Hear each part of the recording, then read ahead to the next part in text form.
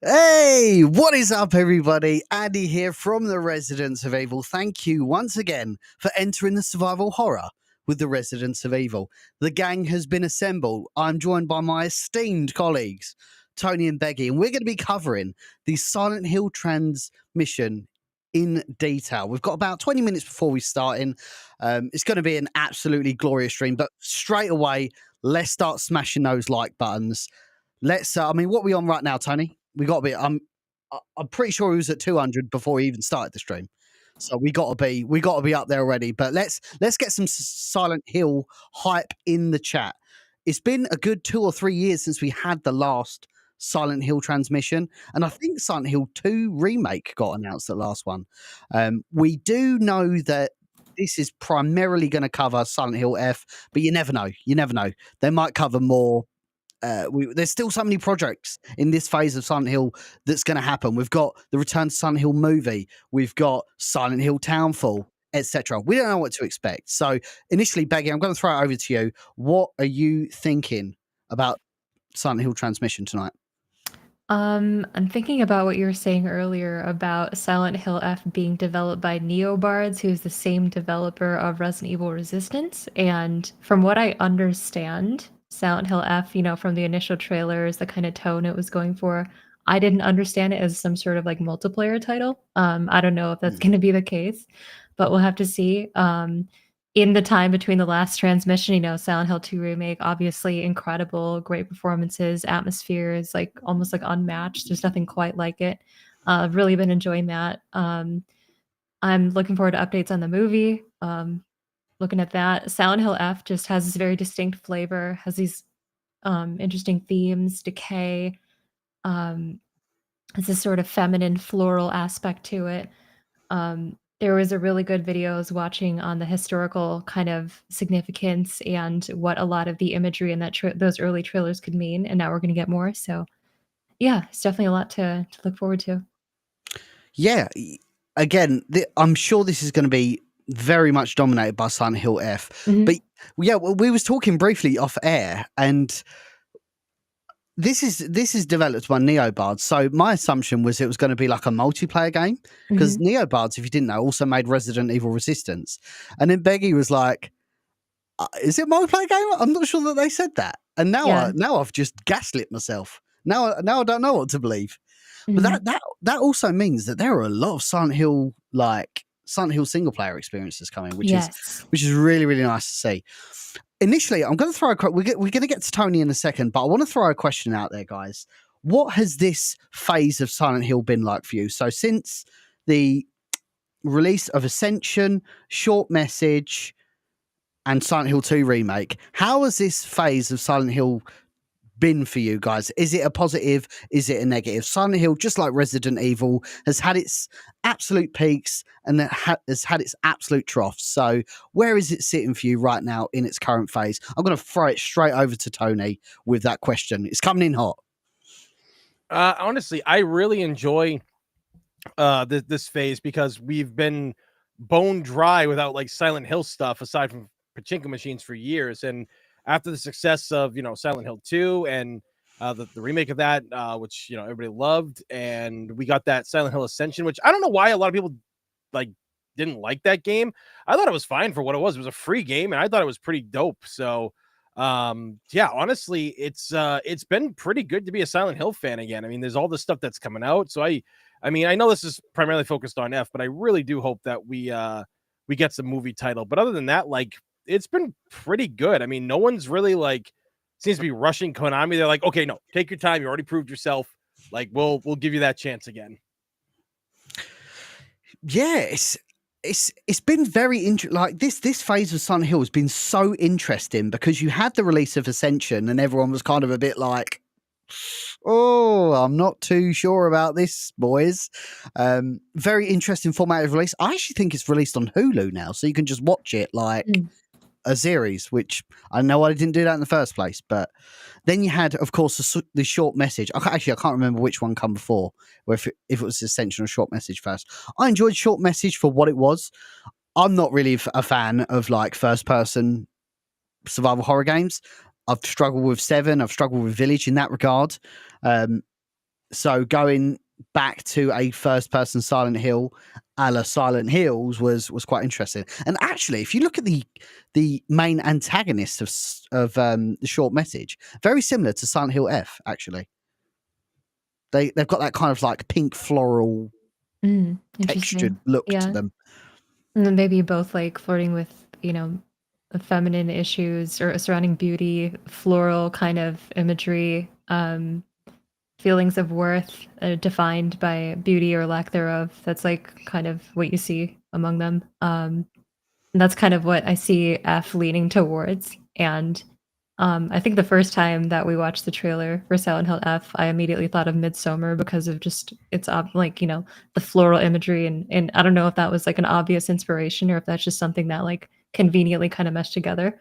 But yeah, it's definitely very distinct. It stands out. What is everyone's predictions for tonight? I mean, is it going to be a single player experience? I don't know what they've announced outside of that trailer that I briefly caught up on yesterday, where it just kind of shows this like floral. I can't even explain it. It would look like a virus, like in Resident Evil, where it kind of like, I can't even explain it. It's very hard to explain, but it's a very good trailer, but very little detail. What is coming out on, what it's going to look like. Is it first person, third person? Is it survival horror? Is it on rails? Is it going to be like Until Dawn? There is a potential that it could be like Until Dawn, The Quarry. It could be those sorts of games. We don't know. And I feel like that is kind of asking the question of how far is Silent Hill allowed to go in that direction and able to be Silent Hill, because I think titles like the short message, titles that kind of go in different directions, try to modernize things maybe a little bit. Obviously, they still have links to old sort of folkloric ghost type of horror, but overall, there's a little bit more of a modern take you see there, and it's kind of a question still of like how many people would consider the short message to truly have like Silent Hill DNA beyond certain kind of elements that seem to be reminiscent of Silent Hill. And that's kind of one of the concerns that I had early on of how many of the new entries, including like Silent Hill 2 Remake and the movie and Ascension, how many of them can carry like the identity of Silent Hill and what it has become with a monster, sort of an energy in a town that is able to draw on people's innermost sort of unresolved issues and bring them to life. How many contexts is that really applicable to? And is there a limit? And can it take like a sort of Until Dawn approach, or is that too much? Is that like leaving Silent Hill and kind of discarding its original identity? Yeah, I mean, it depends on. We could go into hours and hours conversation of if we believe Silent Hill, the real heart of Silent Hill, is it the town or is it the enemies and monsters inside yourself type set? Right. Yeah. Is it in another dimension type thing? We're going to find out, because this appears to be set in some like regionally specific period of Japan. That's the vibe I got from the trailer. Could be wrong. So definitely not, unless Silent Hill all of a sudden just uproots and goes to Japan somewhere. I very much doubt it's probably going to be the latter of said theories. Love to see. Yeah, we will certainly see. This is the second ever stream, gang, that we are not only live on YouTube, we are also live on Twitch today. Twitch.tv/Row Network. Beggy and Tony go live there all the time. Feel free to pop on over there and drop a cheeky follow. That would certainly be appreciated. No JJ today.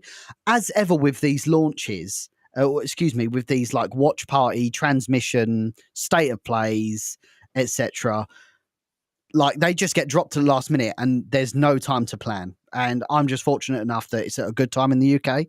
But for everybody else, it just kind of messes the day up, really. But talking to JJ, he brought up a good point. I said, yeah, they don't give us enough time to plan. And he said, that's probably they're trying to get out of leaks, which totally makes sense. I mean, look what's happened with Grand Theft Auto and Last of Us historically, like maybe that's why they're just like, yeah, let's just 2 days away, bang, let's go for it.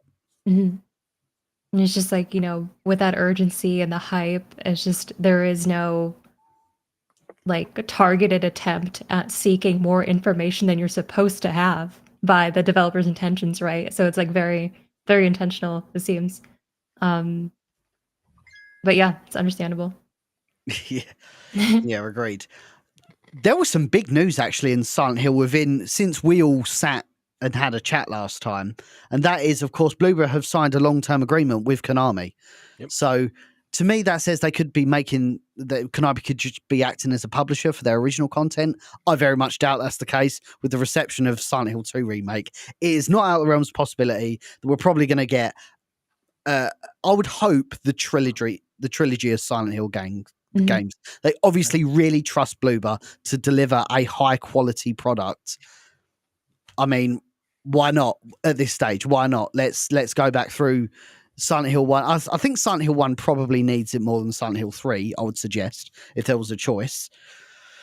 Because they did such a fantastic job with the 2 remake. I'm hoping that's that open scope for them creating their own original Silent Hill games, because it's always good retelling another story, but it's nice to flex your own creative juices like they did with The Medium, Blair Witch, etc. Oh yeah, I'd like to see them also go down that route. It's also a thing of there are certain creative liberties that you'll see them take with Silent Hill 2 as opposed to remake, and not just this like really dramatic like elevation in my opinion in performances and just like overall how compelling the narrative lands when you have it in this format in this bright new engine. But also there are other aspects of James's story that fans might speculate on. There are other aspects, including files and pieces that suggest things about him that the original doesn't. And so when you start to put those pieces together, you understand that Bloober can like really add on to the legacy of these games and just reinvent them and imbue them with this new mystery. There's like a little bit more to be found beyond the masterpiece that was the original. Oh yeah, for sure. I found a Twitter account the other day that was like, it was proposing all of these sorts of wild theories, and all of them were totally plausible about like James's past. And he has this history with a hospital director based on some of the poems that had been written. He's a victim of this. He has a history of that. Because there is so much of his past shrouded in mystery outside of the crux of the sort of story. A lot of those gaps can be filled in, and a lot of those can be alluded to by Bloober Team in a way that they had never been before. And people are really running with that. But that was like one of the most like in-depth Twitter rabbit hole accounts for SH2 Remake I've ever seen in my life. It was like really impressive. I'll try to dig it up. So if anybody's just joined the stream right now, we are currently 8 minutes away from the start of the Silent Hill transmission. As you can see here, I'm actually going to dive over to the other screen. It did have a ticker in the top right hand corner, and that's just gone. So I'm assuming it's in 8 minutes. I'm not sure, but that it did have a counter up there saying, "Oh yeah, half an hour, 20 minutes, counting down, etc." But hopefully we're going to get a transmission today. Honestly, I'm playing so many titles that introduce this floral type of imagery, roses, decay, growth, all these pieces. They're like really, they're just popular like in human history, in literature, everywhere that you look, right? I was playing like Final Fantasy 16 recently, and everything in regard to the main character and his origins has the word like rose in it, like Clive Rossfield, Rosalith. And it's like centered around that likening of the imagery of the rose to like the human heart, right? And then there's this other route that they go that is like conveyed by the imagery in Silent Hill F, where it's like what is beautiful is decaying, it is developing ugly sores, it is becoming undesirable, it is becoming hideous. And there is that sort of horror that derives from the absolute destruction or malformation of what was beautiful. And that is like what we see a lot of this. And I feel like Japanese devs have always liked to play with those ideas. If you look in Hideyoshi in Onimusha Dawn of Dreams, he has these like cherry trees and these like so there's and in Devil May Cry 5 with the Qliphotht tree and these sort of husks and like this all these imagery of roses and they have like teeth on them and they're like sucking people's blood. That kind of stuff is just it'll always be so in because it moves parts of our brains and it gets us really thinking about really uncomfortable things like our hearts and our beauty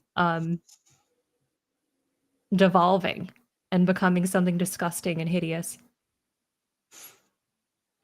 That's actually, I'm just reading through the chat here, and that's actually something that's quite interesting. We've seen nothing on Silent Hill Townfall. Like zero. I think all I've seen is a logo. So again, what is that going to be? It feels like to me, Konami back in 2022 obviously signed a deal with Bloober to remake Silent Hill 2, and then they've just thought, do you know what? We're not doing anything with Silent Hill. We're going to throw as much shit at the wall as we can, and something has to stick. So we've had a little bit of the mediocre stuff with Silent Hill Ascension. Short Message was more of a tech demo, in my opinion, of what is possible. Interesting. And now we're starting to get to the good stuff. So let's see. I'll be shocked if the reason why I think this is going to be a multiplayer game, as I said, it's made by Neobards, who made Resident Evil Resistance, and I believe they made Reverse as well. I'm not sure on Reverse. 100% know they did Resistance, though. And actually, I did invite Al Yang, the creative director of Neobards, onto the stream today, but he said it's too soon like for outside media. So the second the outside media starts getting letting in, Al's already promised us and said he's going to come on and have a chat with us about Silent Hill F, which is going to be really good, and we're looking forward to it. Gotcha. Yeah, ReVerse was developed by Neobards, by the way. So yeah, cool. Can we Tony, can you pull up some information about Neobard and just find out who they are as a company and what they've actually made? Okay. They're multiplayer focused. I mean, obviously, they're going to be making a multiplayer game. But if they're not, and it's kind of a mixture, that's going to be very interesting. Yep, pulling it up here. So the games that they've developed, or like they've had their hand in stuff, they had their hand in working on the Devil May Cry HD collection that came out on the PS3 and 360 years ago. They worked on Onimusha Warlords, which came out like 7 years ago on the PlayStation 4. They worked on the Resident Evil Origins collections for the Nintendo Switch. Resident Evil Resistance, of course. They did the next gen versions of Resident Evil 2 and 3 Remake and 7 when they got brought over physically to native PS5 and that kind of stuff, and Xbox Series X. Marvel's Avengers. Oh yeah, that's we don't want to talk about that game. They made Reverse. I remember that, and they had a hand in making the Mega Man Battle Network collection.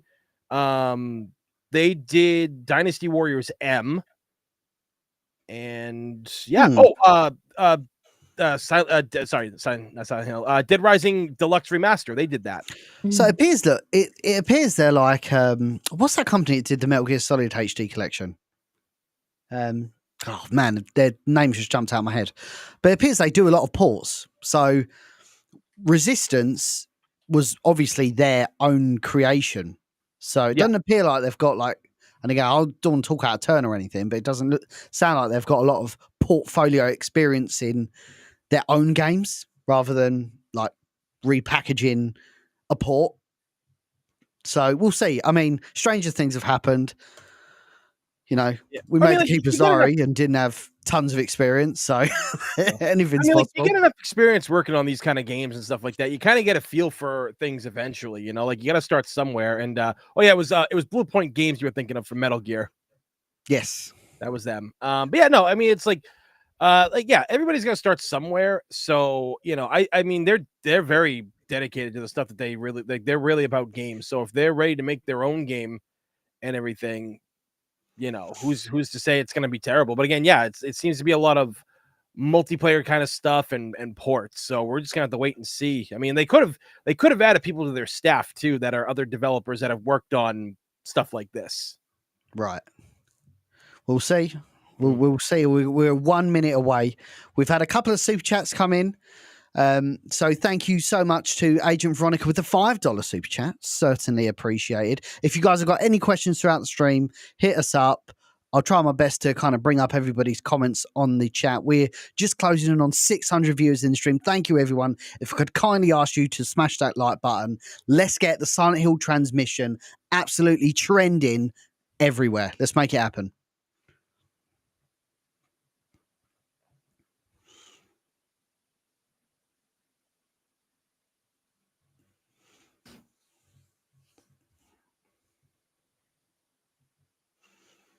$50 seconds, 30 seconds, sorry. Yee! Oh man. Has this got sound actually? Let me Oh, there you go. I can't hear a lot of sound. Is there sound? There is for me. When okay. you turned it up. But now I think you muted it. Oh yeah, sorry, that was me. Sorry.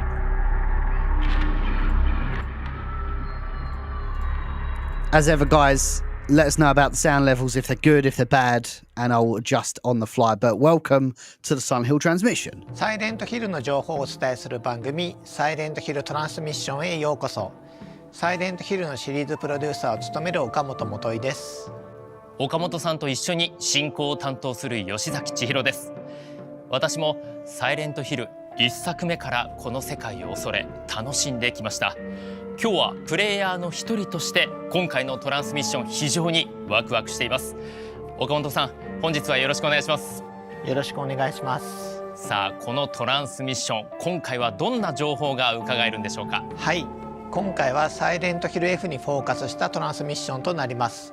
このプロジェクトを発表したのが2022年の10月ですから、ファンの皆さんを随分お待たせしてしまいましたが、ようやく本日新たな情報をお届けすることができるようになりました。そうですね。ティザートレーラーが話題となって謎に包まれていたサイレントヒル F のこの最新情報がようやくお披露目されるというわけですが、この T シャツ我々も F のロゴが入っていて岡本さんかっこいいですね。ありがとうございます。そして私気になっていたんですけれども、私たちが今立っているこの場所も、はい、この場所もサイレントヒル F のゲーム内のロケーションの一つなんです。語りたいことは山ほどあるのですが、今日は新たなトレーラーを用意してきましたので、まずは皆さんにこちらをご覧いただければと思います。それではどうぞ。Oh, here we go, gang. シュウ君、嘘ついてるよね。騙せてると思う？ひなこを。ひなこはね、死んだんだよ。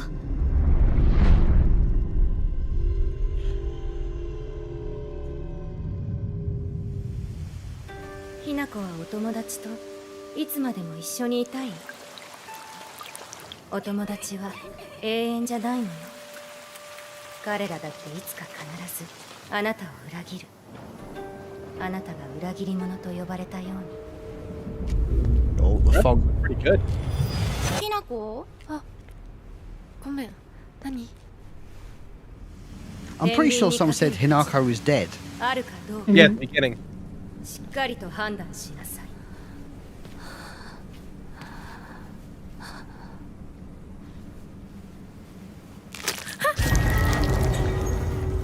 Yummy.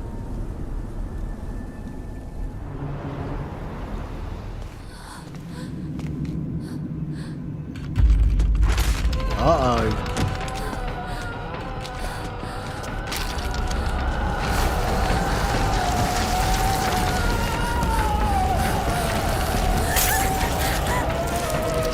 So this is the new Otherworld, I ひなこ、 Yeah, maybe. いつまでここにいる気なの？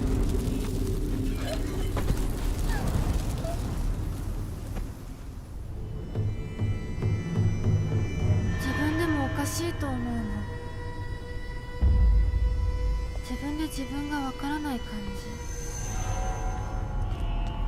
自分の気持ちが自分で理解できない。私かお前の夢の中ってことはないよな。ひなこ、もう時間がないのよ。あなたが生かされたということは Jesus. ここに至ってまだ迷いがあるということなのね。あなたがそれに悩める時間がもう尽きかけている。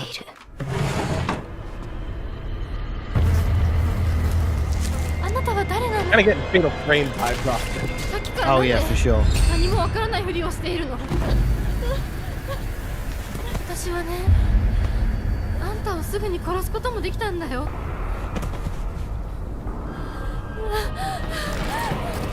全部奪ったな。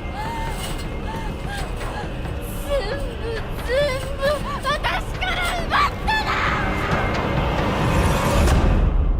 な。 Okay. I mean, still not giving away a load of stuff, but maybe we're going to have a bit more as the stream goes on. Yeah. それではお別 Oh, れ let's を。 continue. Sorry. あなたが幸せをつかんでくれることを願っています。 Oh.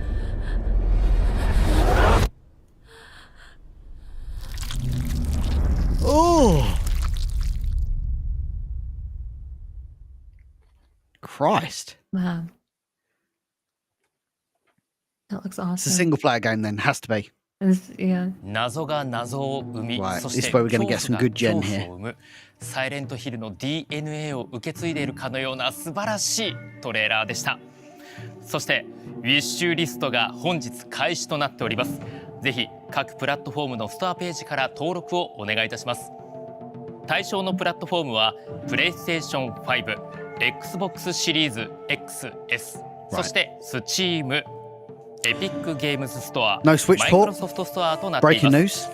さあ、ここからはサイレントヒル F について Coming to Switch さらに later 詳し on い情報をお届けしていきたいと思いま That す would be cool. まずは皆さんも気になっているであろう本作のあらすじについて私からご紹介いたしましょう。 Here we go. Is this the first time Silent Hill's been outside the 思 US? 春期相応の平凡なものだった。 Yes, I believe so. だが唐突に街は霧に包まれおぞましく変貌していく。変貌していく街を探索し謎を解き身を守るために戦い生き残れ。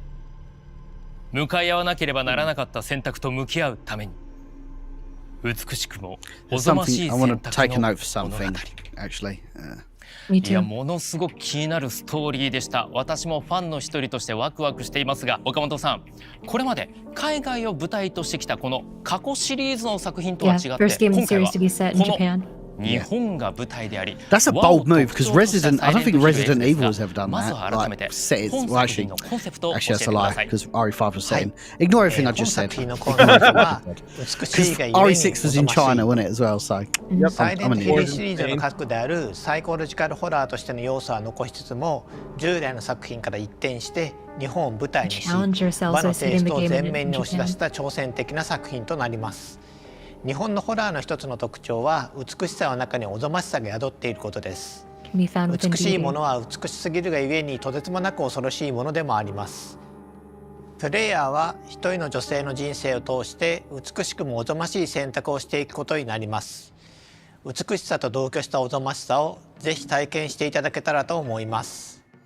日本ならではのホラーを追求しているというのが本当ひしひしと伝わってくるんですけれども、美しくもおぞましい選択ってどんなことが考えられるんでしょうか。まさにそれがこの作品のコアになっていますので、美しさとおぞましさが共存する様をぜひ体験していただければと思います。ありがとうございます。それではここからはサイレントヒル F の魅力をより深掘りしていくためにゲストの方にお越しいただきましょう。今回ストーリーを担当されているこの方です。どうぞ。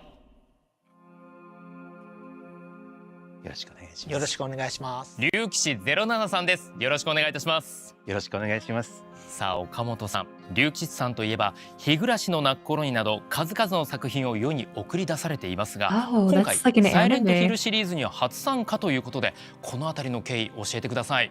日本を舞台にしたサイレントヒルを作り上げるにあたって和風ホラーのエッセンスを理解しているシナリオライターの方が必要でした。和風ホラーの中で最も有名な作品の一つが日暮らしの泣く頃にです。多くのユーザーが当時事件の謎を考察していました。サイレントヒルもまた特に2がそうなんですけれども、多くのファンが考察を楽しんでいるコンテンツです。恐怖があり考察があるストーリーを書くにあたって日暮らしの泣く頃にの竜騎士先生はベストな選択でした。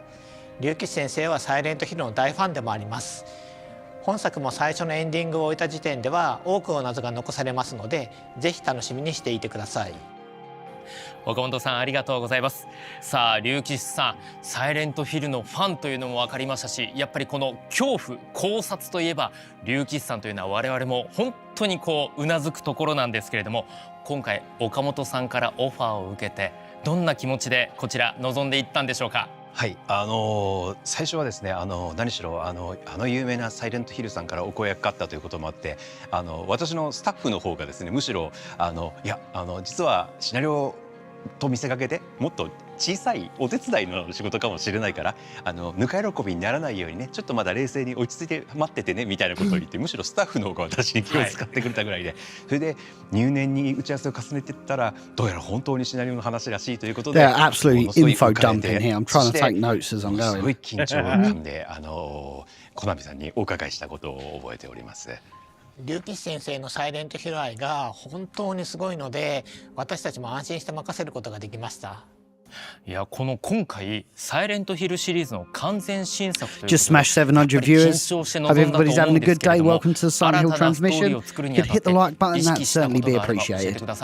そうですね、やっぱり一番最初に実は私もコナミさんにお伺いする直前までは日本が舞台になるとは思わなかったんです。やはりサイレントヒルという街の名前を冠したゲームですから、やはりサイレントヒルが舞台になるだろうと思っていたんです。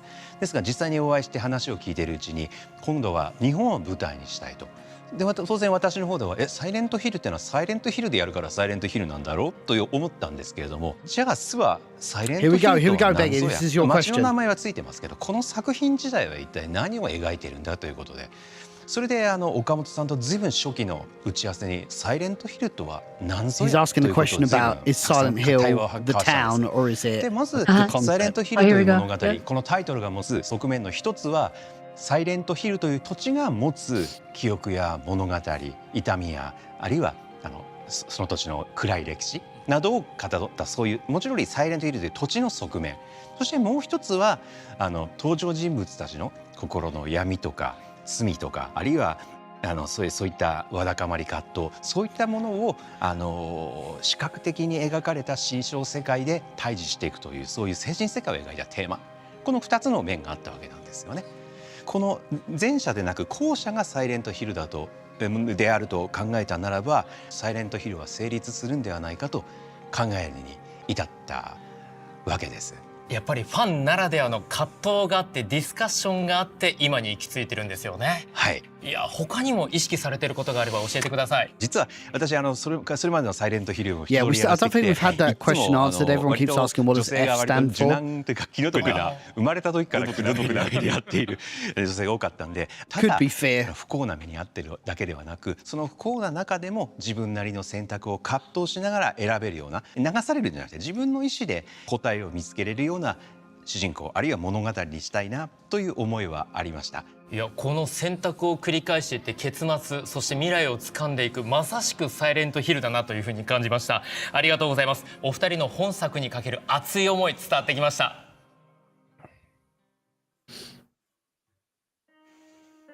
さあ岡本さん、こちら新しい場所に我々やってまいりましたが、こちらちょっと神社でしょうか、鳥居も見えますし、そして何よりもちょっと重々しい雰囲気がこちら漂っているわけなんですが、同時に古い日本のような印象があるんですけれども、こちらの時代設定いつなんでしょうか。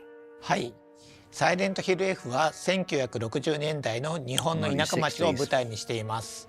時代交渉も丁寧に行ってストーリーや舞台を作り込んでいます。ということでこの私たちがいるこの場所、そしてトレーラーに出てきた他のシーンも非常にリアルになっているということなんですね。はい。ということはどのように作り上げているんでしょうか。はい。ゲームの舞台になっている恵比寿ヶ丘という町は実際に岐阜県に存在する Ghost of Yota, thank you for the $2 super chat. We'll come to the questions 下 afterwards. 呂金 Please 山 remind 町 us. に実際にスタッフが行ってそこで写真を撮ったり音を収録したりしてですね、その現 I love it 地 when の they do リアルな this. 音、 Yeah. リアルな生活感というものを落とし込んでいるという当時に、それを1960年代にコンバートして昔の資料なんかも拝見しながら作っていきました。あ、そこまで徹底されてるんですね。I love these いや dudes. こうして見ると確かに下呂市金山町の実際の場所がこのゲーム内で再現されているというのがよく分かってくるわけなんですけれども、ちなみに下呂市金山町がモデルとなった決め手、どこにあるんでしょうか？はい、下呂市金山町の筋骨エリアを舞台にしたいと龍吉先生がおっしゃいまして、それで採用することになりました。龍吉先生の肝入りということですが、ちなみにこのエリアを選んだ理由教えてください。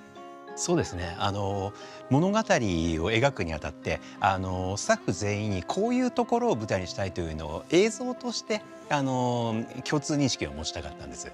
それで私が日暮の泣く頃にもそうだったようにThis isn't the first time people have like sat in the game on a green screen. I think they did it at the Resident Evil showcase as well. ところがいいだろう It's という really ことで funny. いろいろなところを Hey, this is our 見比べた game. 結果下呂市の方に It's so 足 funny, を運びまして、 goofy. 実際 I love に it.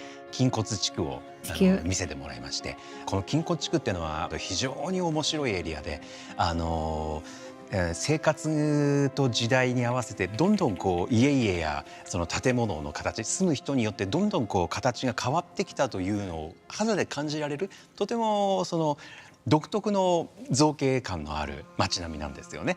でそれが非常に興味深かったんで歴史とか時代とかを感じさせる、あとインスピレーションをとても感じさせるエリアとして素晴らしいなと思ってここにしたいなと選ばせていただきました。金山町は創作意欲、そして龍吉先生を刺激するには素晴らしい場所だったということですね。そうですね。ありがとうございます。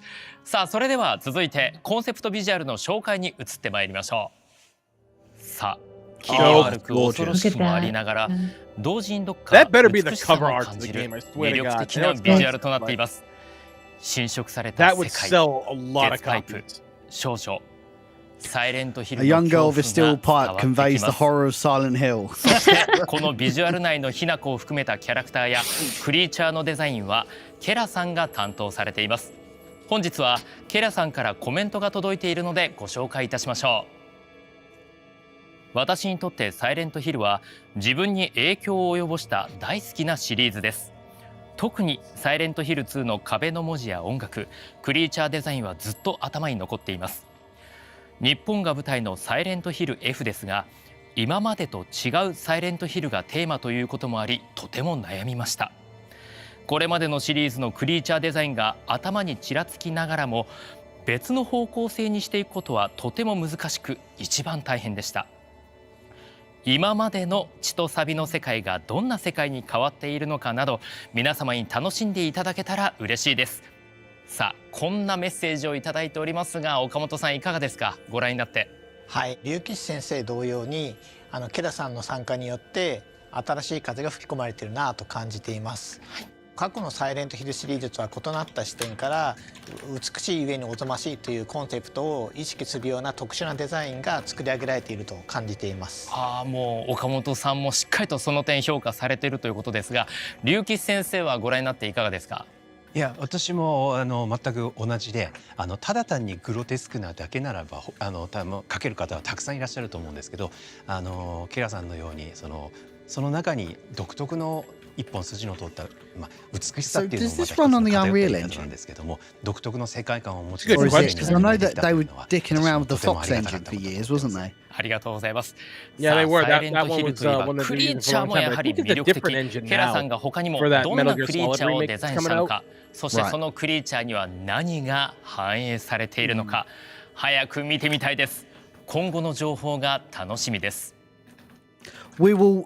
There's a ton of info dump here, guys, and I appreciate it's in Japanese. So さらに we're going to break 新たな everything 場 down 所へと afterwards. や So って please まい stick りまし around. た。皆様こちらの雰囲気伝わっていますか？我々の背後にはそうこの狐の像が Yes, right behind them on that magnificent green screen. すごい緊張 If you've 感 got any が漂 questions って or います anything, super さあここ chats から are は on. We も can うお bring 一 them up 方 on 新 screen. たなゲスト So を if お you've got 迎えし anything て you まい want to り let ま us しょ know う afterwards, we'll サイレ certainly ント go ヒル through シリー each ズ and の every one. 楽曲といえばこの方 Yamaoka. コンポーザーの山岡 Yamaoka's back. 明 Let's さん go. ですどうぞ Yeah, 山岡さん the よろしくお fucking 願いいたしま boss! すよろしくお願いします The goat! さあ山岡さんは昨年リリースのサイレントヒル2などこれまでもサイレントヒルシリーズ As if で there would 数 be 多 any く doubt. の楽曲を担当されてきていますが本作ではどのように参加されているんでしょうか。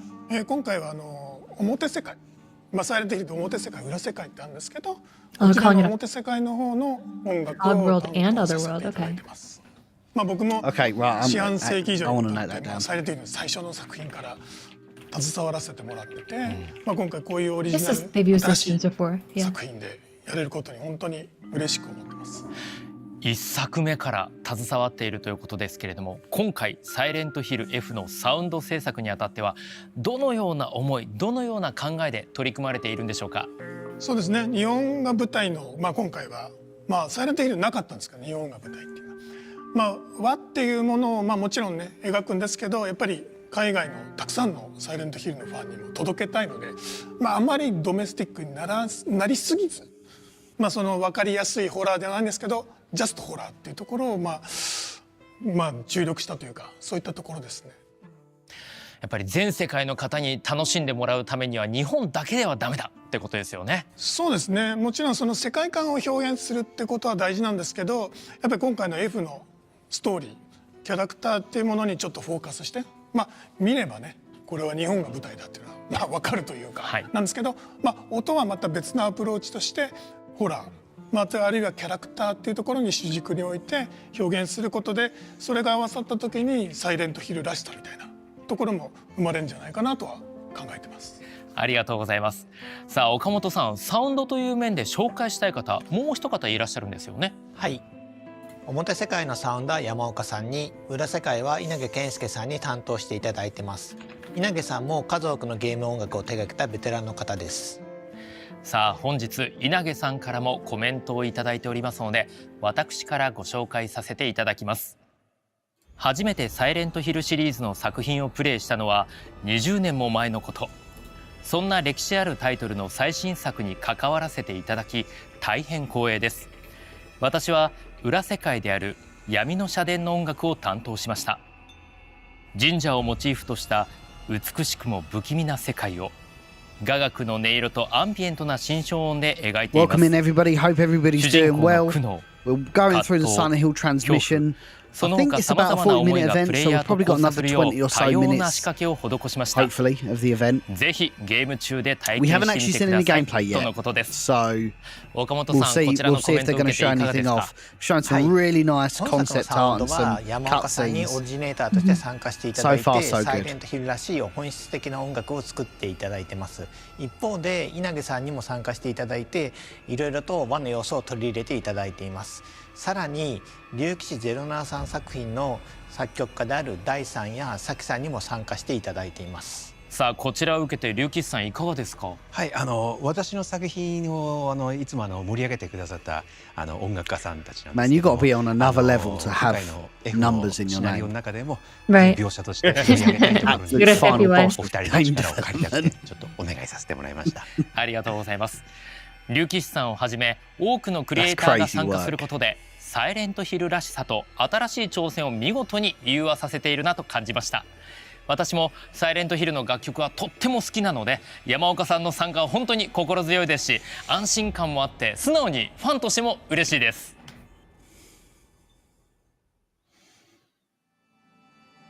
さあ新たな舞台に I 我々は love 移 these 動してき guys, ました。 man. He's adorable. ここまで They 日本が are 舞台 all だ in からこ on そ Silent Hill の F. 美しいがゆえにおぞましいストーリー、ビジュアル、サウンドについてそれぞれ伺ってまいりましたが視聴者の方々もサイレントヒル F についてまだまだ気になる部分がたくさんあると思います。そこでここからはサイレントヒル F についてファンを代表して皆さんが思うであろうことを They're gonna release a demo. 直接こちらのお三方にぶつけていきたいと思います。よろしくお願いします。よろしくお願いします。それではまずは最初の質問です。ズバリなぜ日本を舞台にした作品を開発しようと考えたんでしょうか。岡本さんお願いします。はい。サイレントヒルは和風ホラーのエッセンスと西洋ホラーのエッセンスを融合して生み出されてきた作品だと思います。ただシリーズは長らく西洋を舞台にしてきたんですけど、日本的なエッセンスが徐々に失われていったっていうふうに感じていまして、そこで逆に和風ホラーのエッセンスを 100% にした作品を作ってみたいという気持ちが生まれてきたんです。ということは山岡さん、そのエッセンスが失われてきたというのが一つのチャンスになったから、もう今回は日本にしようという流れが話あったということでいいんですかね。岡本さん、そうですよね。そうですね。まあ今エッセンスって本当そうで、はい、これが実はサイレントヒルらしさじゃないですけど、一つのポイントにもなってて、西洋を舞台にしながらも日本のエッセンスっていうなかなかなんですかね、なかなかもう個性的なというか、これが個性にもなってると思うんで、今回そのザっていうところはまたちょっと今までのサイレントヒルとは違うけど新しい作品なのかなと思います。岡本さん、やっぱりこの歴史あるゲームだからこそ、ユーザーと共に作り上げてきたからこそ、エッセンスが変わってきたという瞬間があったんでしょうか。そうですね。サイレントヒル非常にたくさんの作品を出してきたんですけれども、その過程においてやはり徐々になんていうんですかね、中に宿っていた日本的な魂みたいなものがちょっと薄れてきて、西洋色が強くなりすぎたところがあったと思ったので、一層大胆に日本色にして日本 100% にしたものもどうだろうということが今回のこのインスピレーションというかきっかけにはなりました。そういった流れがあって一気に振っていこうというところが始まっての今回の F ということなんですが、その F なんですけれども、今回どのような立ち位置なんでしょうか。今回の F に関しては完全な外伝になっていますので、今までのシリーズを遊んでない方でも楽しんでいただくことができますし、逆に今までのシリーズを遊んできた方でもニヤッとするような要素なんかもあったりしますので、そこはぜひ楽しみにしていただければと考えています。I know this is quite elongated, guys, and they're just kind of respectfully they're rabbiting on, but they are dropping a lot of good information here, which we will interpret, extrapolate.やっぱりこのサイレントヒルらしさっていうものは竜騎士さんもやっぱりこう意識して逆に冷や汗をかいたような部分がきっとあったと思うんです、途中から。でその中でサイレントヒル F は1960年代の日本が舞台となっているんですけれども、そのサイレントヒルを描く上で他にも意識されたことあるんですか。個別に意識したことというか全体的なことなんですけど、これはすでに岡本さんが何度もおっしゃっていることなんですけども、原点回帰であると同時にさまざまなことへの挑戦でもある、一番分かりやすい挑戦がサイレントヒルという街から出た舞台が果たしてサイレントヒルとして成立するのかというところももちろん挑戦です。もちろん作った側のこちらは自信を持ってこれはサイレントヒルですと言えるんですけども、まずそこをサイレントヒルを長いこと楽しんでくれたファンの方々にどう受け取ってもらえるかというのを私たちも皆さんのご審判を見てみたいというところがある。だから作品の中には意図的にこれまでのサイレントヒルらしさを踏襲したところもあれば、これまでのサイレントヒルではあまりしなかった挑戦、分かりやすいところでは日本が舞台ということですよね、といったようにさまざまな要素である種の冒険、なるべくこじんまりとサイレントヒルだから日本を舞台にしてもこれがお約束だよねっていう、そういう作り方じゃなくて、もうちょっと守るべきところはあるんだけど、その一方で挑戦を忘れないような、そういうことです。その加減を非常に意識して作ったなと思っています。岡本さん、ズバリその挑戦の自信、ファンの皆さんにバチッと届く自信はいかがでしょうか。いや非常に自信を持って送り届けられる作品になったと思ってますので、I really hope they show some gameplay. I think it'd be a massive missed opportunity if all they do is talk all the way through this. 本当に楽しみにしていただければと思います。ワクワクする情報ありがとうございます。さあその中で作り込みのお話にしていきたいんですけれども、Like really, we need 美しさとおぞましさを表現するためにやっぱり我々音楽でやっぱりもう身の毛もよだつ瞬間いっぱいあると思います。こだわりのポイントよかったら教えてください。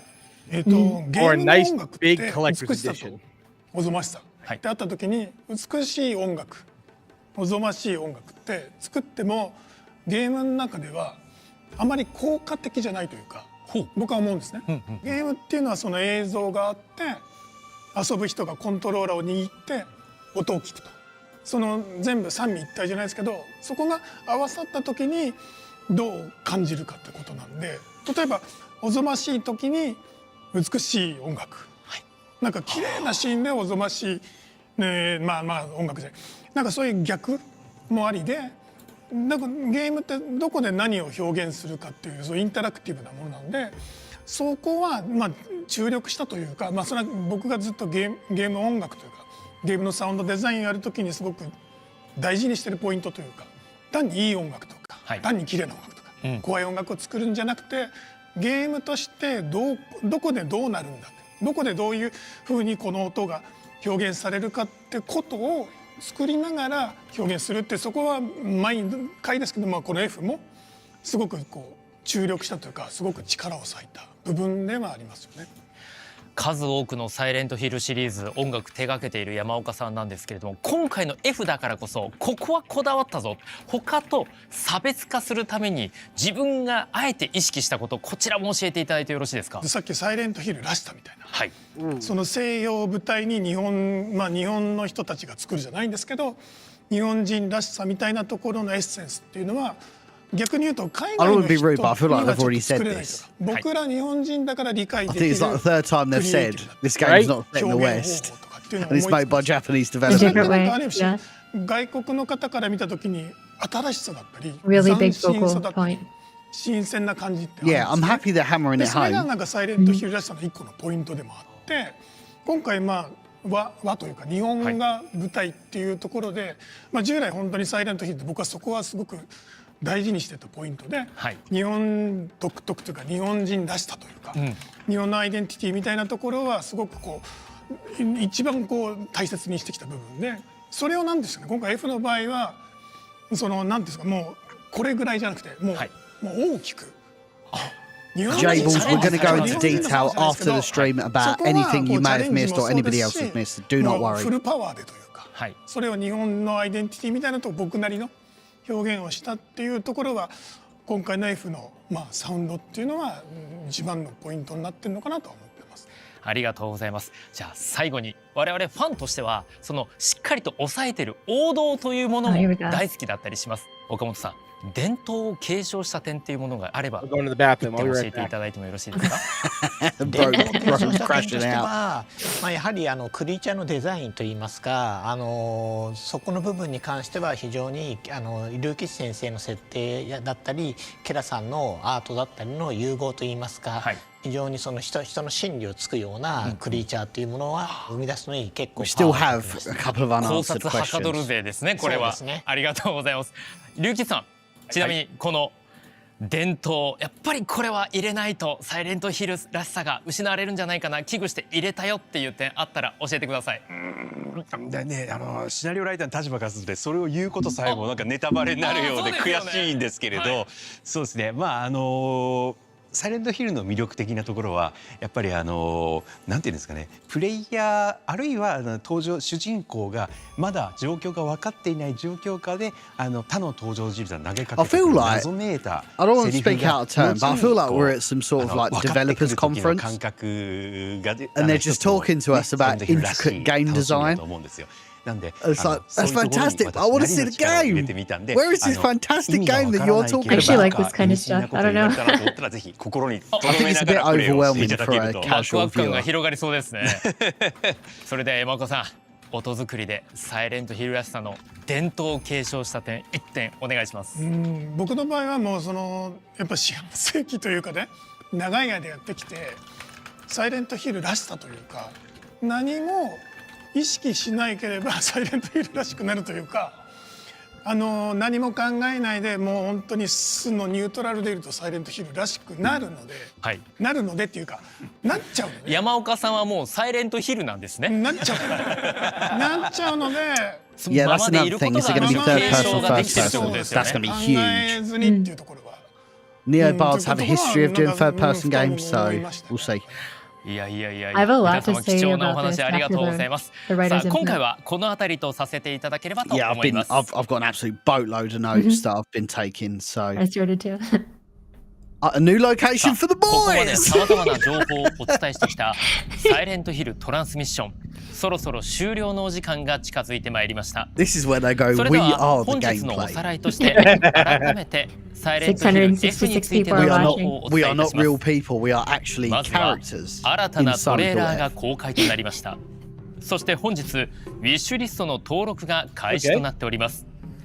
対象のプラットフォームはプレイステーション5、Xbox シリーズ X、S、Steam、エピックゲームズストア、マイクロソフトストアとなっておりますので、ぜひ各プラットフォームでウィッシュリスト登録をお願いいたします。それでは最後に皆様から改めてファンの方々へのメッセージをいただければと思います。龍騎さん、お願いいたします。はい、本作はさまざまな挑戦にあふれています。サイレントヒルらしさについてさまざまなご意見が出るだろうと思っています。そしてサイレントヒルシリーズの今後にとって重要なものになるだろうと思っていますので、皆さんぜひプレイしていただいてご評価をよろしくお願いできればと思います。龍騎さん、ありがとうございました。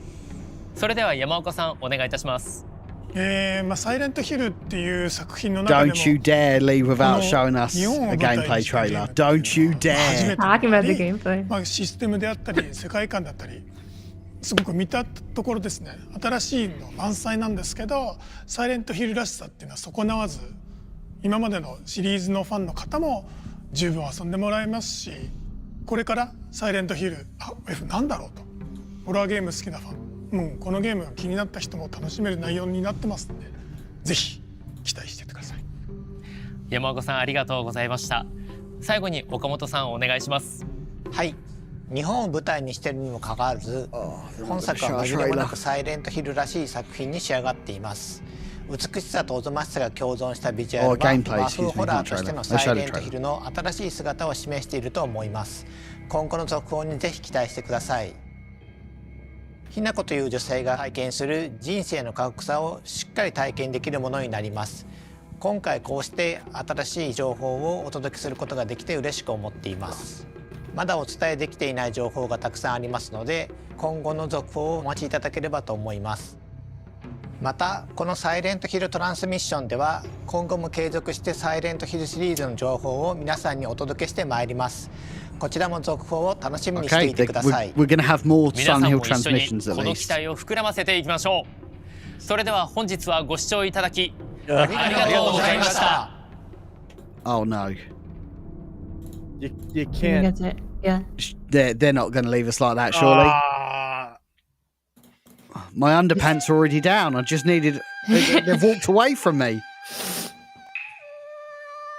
That was so good though. Like, I know they didn't show gameplay, but goddamn, like I'm thinking so much. I am being a little bit facetious here. We did get a lot of information there. A hell of a lot of information. We just needed more out of that, guys, unfortunately. If Resident Evil... Oh, that's quite nice. Silent Hill 2's got 30% off on PS5 and Steam. Ooh. That's something I want to go into in just a moment. But if Resident Evil put out a showcase or a transmission, however they want to badge it up, if they were to put something out without any gameplay after nearly 3 years since it was announced, and they're just talking about the ins and outs of it, we'd rip them to shreds, man. We really would. Oh, dude, they'd be burning to the ground. Yeah, I don't think that was the best.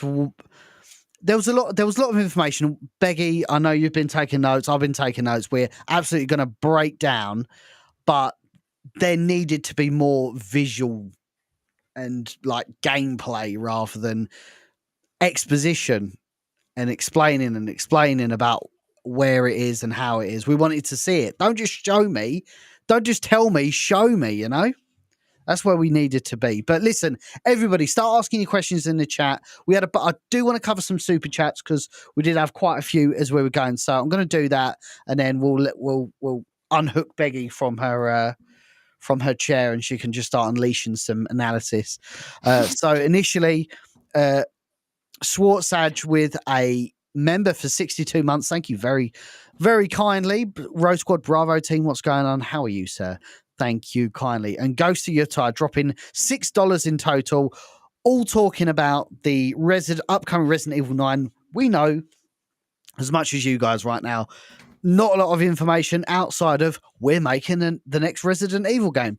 That's all we got. That's all the official news that's out there right now, Ghost of Yutai. So in time, that will absolutely change, I am sure. But go on, Beggy, go on. Start the discussion off with some key talking points. Yeah, so based on what we were talking about right before the stream and how this presentation very appropriately kind of took us back to those talking points. What is Silent Hill? How is this being made to be Silent Hill? The inner torment experienced by one, then opening up into this outer world and sort of the externalization of inner torment.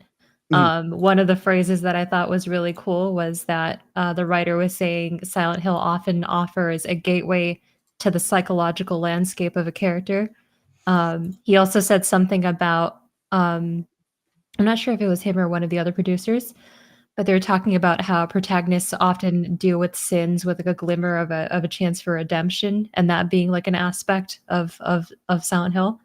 And I'm not like super well versed on 3 and 4. I actually I have yet to play those. Like 1 and 2, I have like more of a handle on, but like looking at the themes that they have here with beauty and fear, what that reminds me of right off the bat is if you go to the SH2's development videos, they talk about attraction and repulsion, and they talk about how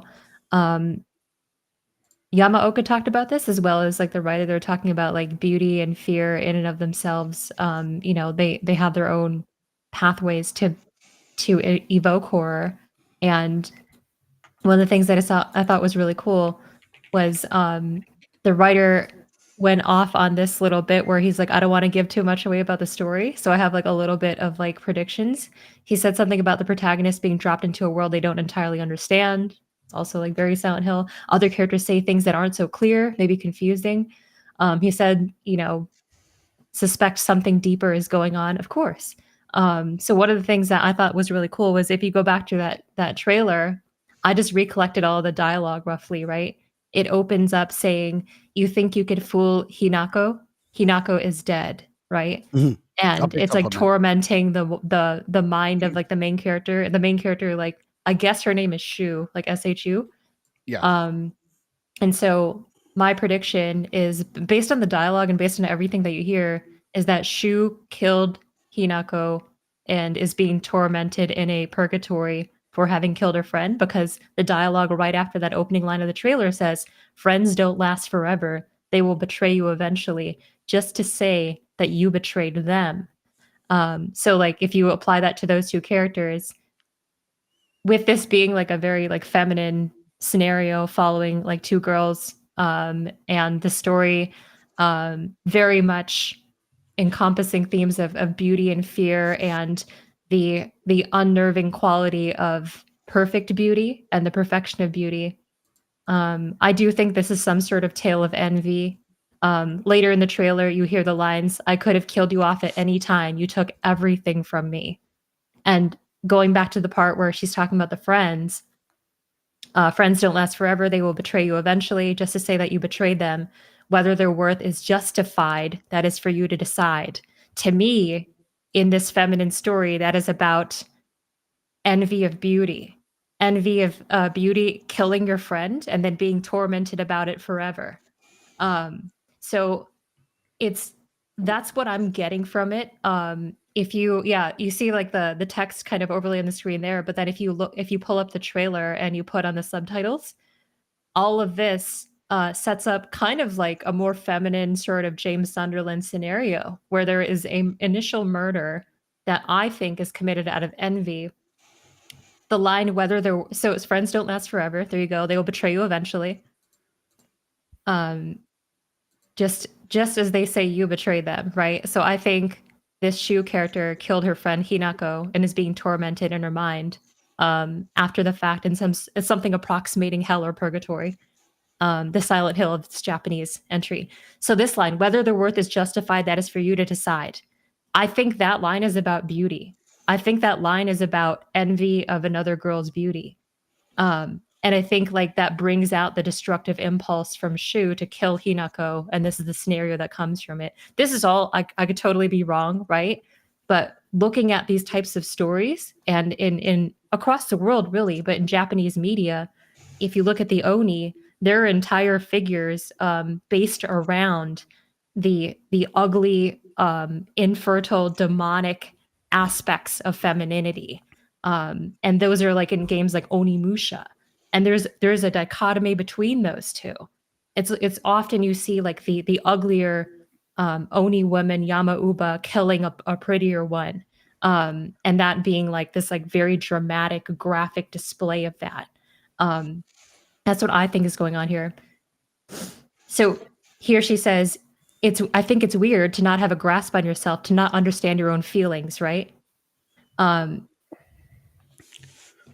you think it could be some dream we're having? So to not understand her own feelings, I think that she conceals her own sort of shame about not being as having as high worth or not being as beautiful under all of this sort of she sort of traumatically blocks it out. Yeah. After having killed her friend. That's like my theory on that. And that's what it means. I think it's weird to not have a grasp on yourself or to not understand your own feelings, is because she is alienated from the aspect of her that actually openly exhibits envy, because it's a very ugly emotion. I mean, I think this works. I know they kept saying all the way through, how can this be a Silent Hill game without it being set in Silent Hill? To me, this is exactly what you said. This is what Silent Hill is. It's not about... I connected more with Silent Hill 2 because it was about James dealing with his own psychological trauma about his dying wife. That was what I really connected on. So when I played 1 and 3, and I know everybody's going to have their own opinion on 1, 2, and 3. When I played 1 and 3, where it was more about the story of the town, I wasn't that invested in it compared to James and his journey. So I think, yes, absolutely. Silent Hill is almost a concept, isn't it? Yeah, really, it is. It's a mindset of how to deal with psychological trauma and how that then outlays in the world. Also, I noticed that Akira, I'm not even going to pronounce his last name, the composer, he also mentioned about a fog world and an other world, implying that they are different. Found that quite interesting. I think that's true for Silent Hill 2 as well, right? Because if you look at descriptions of it, it's the fog world is the world that James experiences on the streets, as opposed to the other world that he descends to, where there's all of this like decay forming around him. There are monsters that appear in that world that are different and the same. And there are like, so if you look at like Remake and you look at how like the imagery kind of conveys that you are setting into the other world, in this game, the equivalent of that other world setting in is not like this like nasty decay like forming on the walls of like the Blue Creek apartments in Silent Hill 2. It's like a sort of falsity around beauty. It's like an imitation or like a falsity around beauty and the corruption and decay of beauty.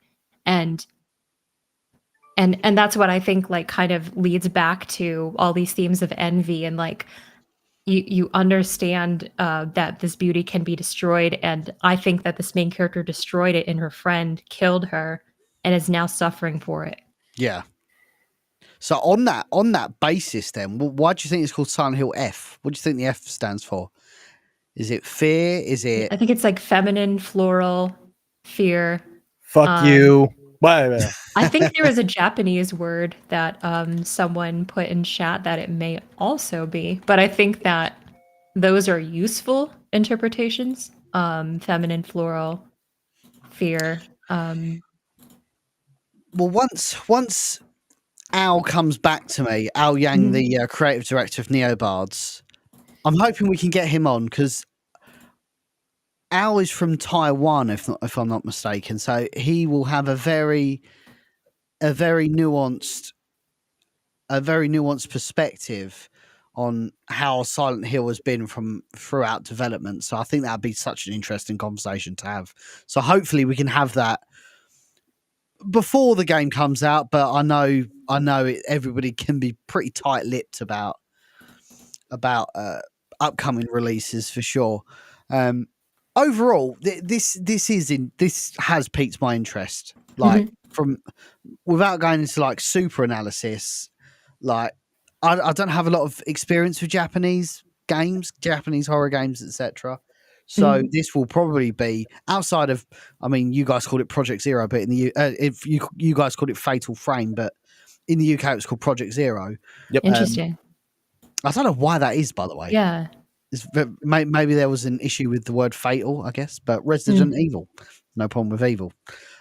So I've only really had experience with The Ring and with Fatal Frame. So I'm quite interested. This is such an interesting thing to choose.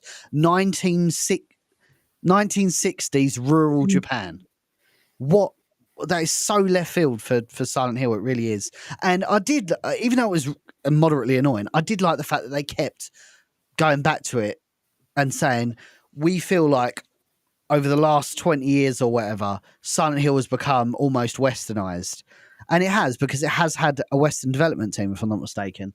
Past Silent Hill 4, it's had, like I'm sure Origins, Homecoming, Downpour, they're all like American developers rather than Japanese. So maybe this is their kind of vindication of returning not only the game back to its roots, but like development back to its roots. Because Bloober Team are Polish, so interesting.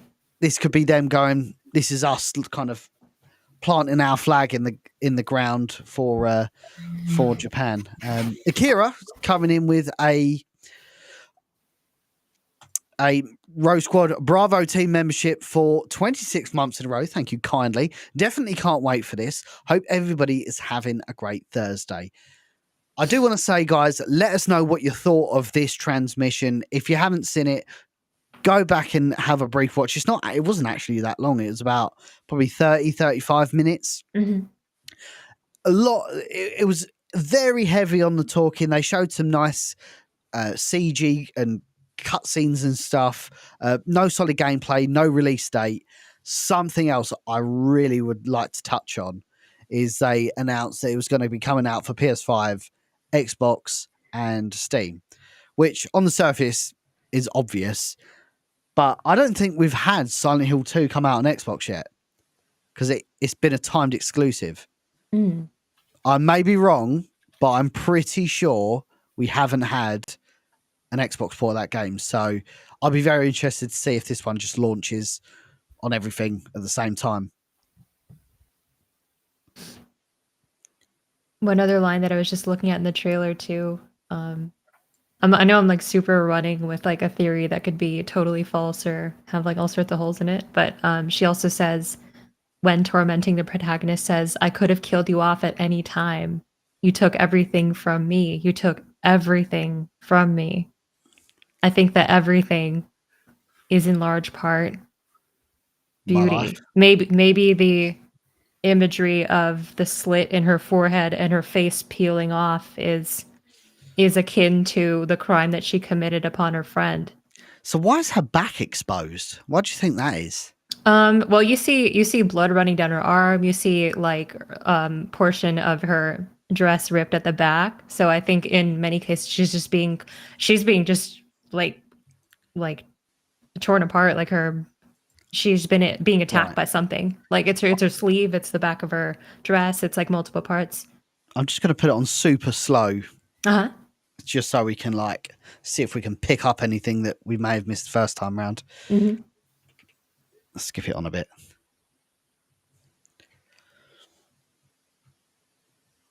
I'm going to go through the chat while this is going.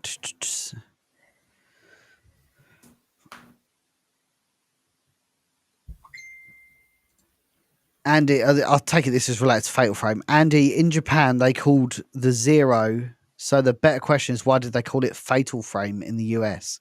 What? So actually, no, that's crazy. Hang on.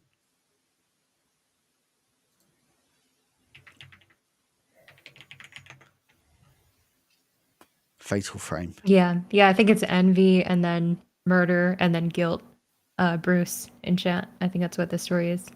Yeah, Fatal Frame is called Project Zero in Japan and Project Zero in Europe. So actually, it's the US that's being funny. You learn something new every day. Raccoon City Pizza coming in with a $2 super chat. Thank you kindly. Yo, thank you. Silent Hill Forever Yapping.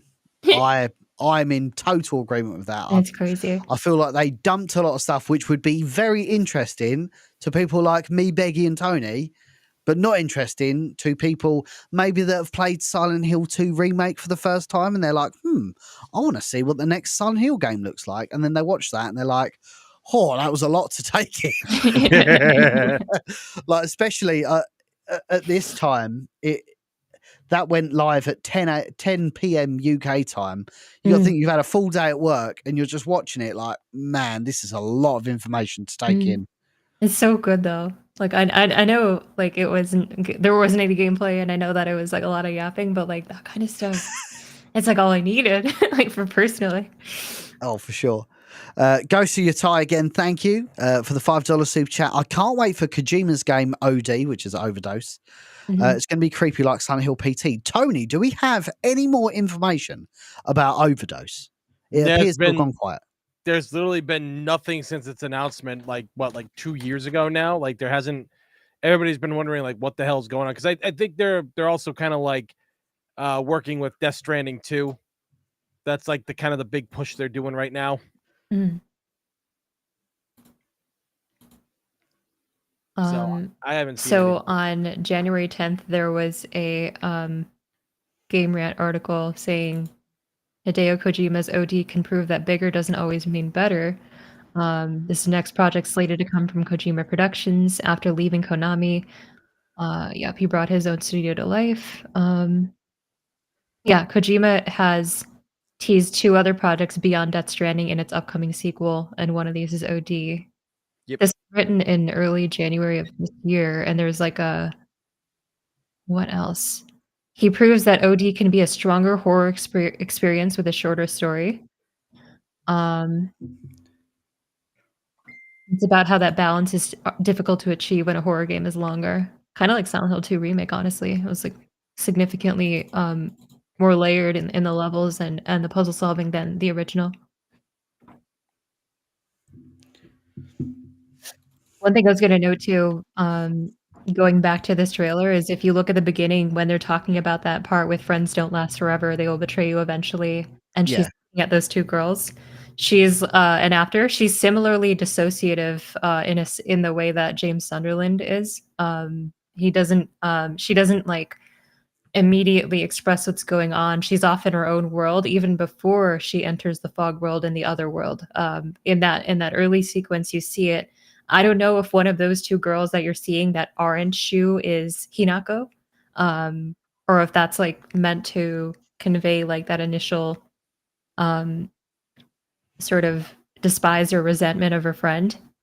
Yeah. And obviously all of that is operating off of this theory that I made in like the past like 10 minutes. So I'm just that's what I think I'm seeing based on like if you look at a lot of Japanese horror stories, if you look at the mythology behind them, it's often like the corruption of one woman's beauty by like another. And that's like in Onimusha 2, if you look at the older ogre Yamauba woman and the younger one, it's the older one killing the younger one, the uglier one killing the prettier one, that kind of destruction. That's just something I thought about. And how many times did they say beauty and fear? Yeah. Like, in this trailer, like it really is about that. And I love that they're leaning into it that way. And I love that the other world in this game is like a sort of, it's like a false beauty. It's like a false floral beauty that is like illusory, and it's like conjured up in these red tendrils.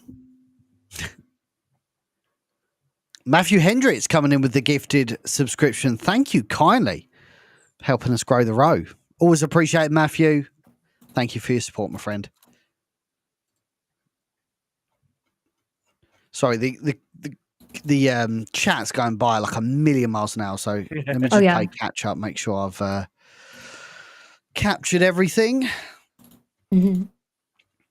Gregory coming in with the 5 of those maple syrup dollars. What do you think is meant by the emphasis on all the red flowers? I personally think the best person to describe this and articulate this would probably be Tony. It means blood. I like cheese and crackers. Yeah, Beggy, obviously, fire away. You know what I was just thinking that it is? This is what I think it is. Running with this theory of the envy that I have. It's like when one woman senses the beauty of another woman, she is unable to rid that envy and that beauty from her mind. Like, oh, there's so much beauty. Oh, there's so much beauty. Why is it not mine? The line in this trailer that says, your friends will betray you eventually just to say you betrayed them, whether their worth is justified. Their worth is justified. That's for you to decide. So that's like also like a very like female kind of contention right there. Is like, you feel like people have unjustified worth because they're pretty. So like when you can't not see beauty, you see roses everywhere. They're always part of the other world. It's like this influx of the obviousness of someone's beauty that you can't get out of your head. And the fact that they're like deformed and that they're tendrils is a reminder that you destroyed that beauty. Is it because your theory is that beauty isn't earned? It's kind of just there. It's granted. Yeah, correct. And so when envy is at your core, you can't not see it, and you can't not see it as ugly. That's one interpretation. You can't see it literally festering into some corrupt growth and growing all over you. You have to see it because it's so loud. Beauty is so loud.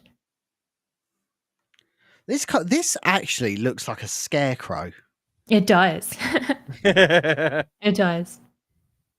Top-notch analysis from Biohazard Class Ride right there. Good stuff. But which is interesting. Which, I mean, it's a bit of a juxtaposition because you wouldn't have a scarecrow inside. Mm-hmm. It would be out in a field somewhere. So this would obviously be this other, not really another world, but I suppose it would be.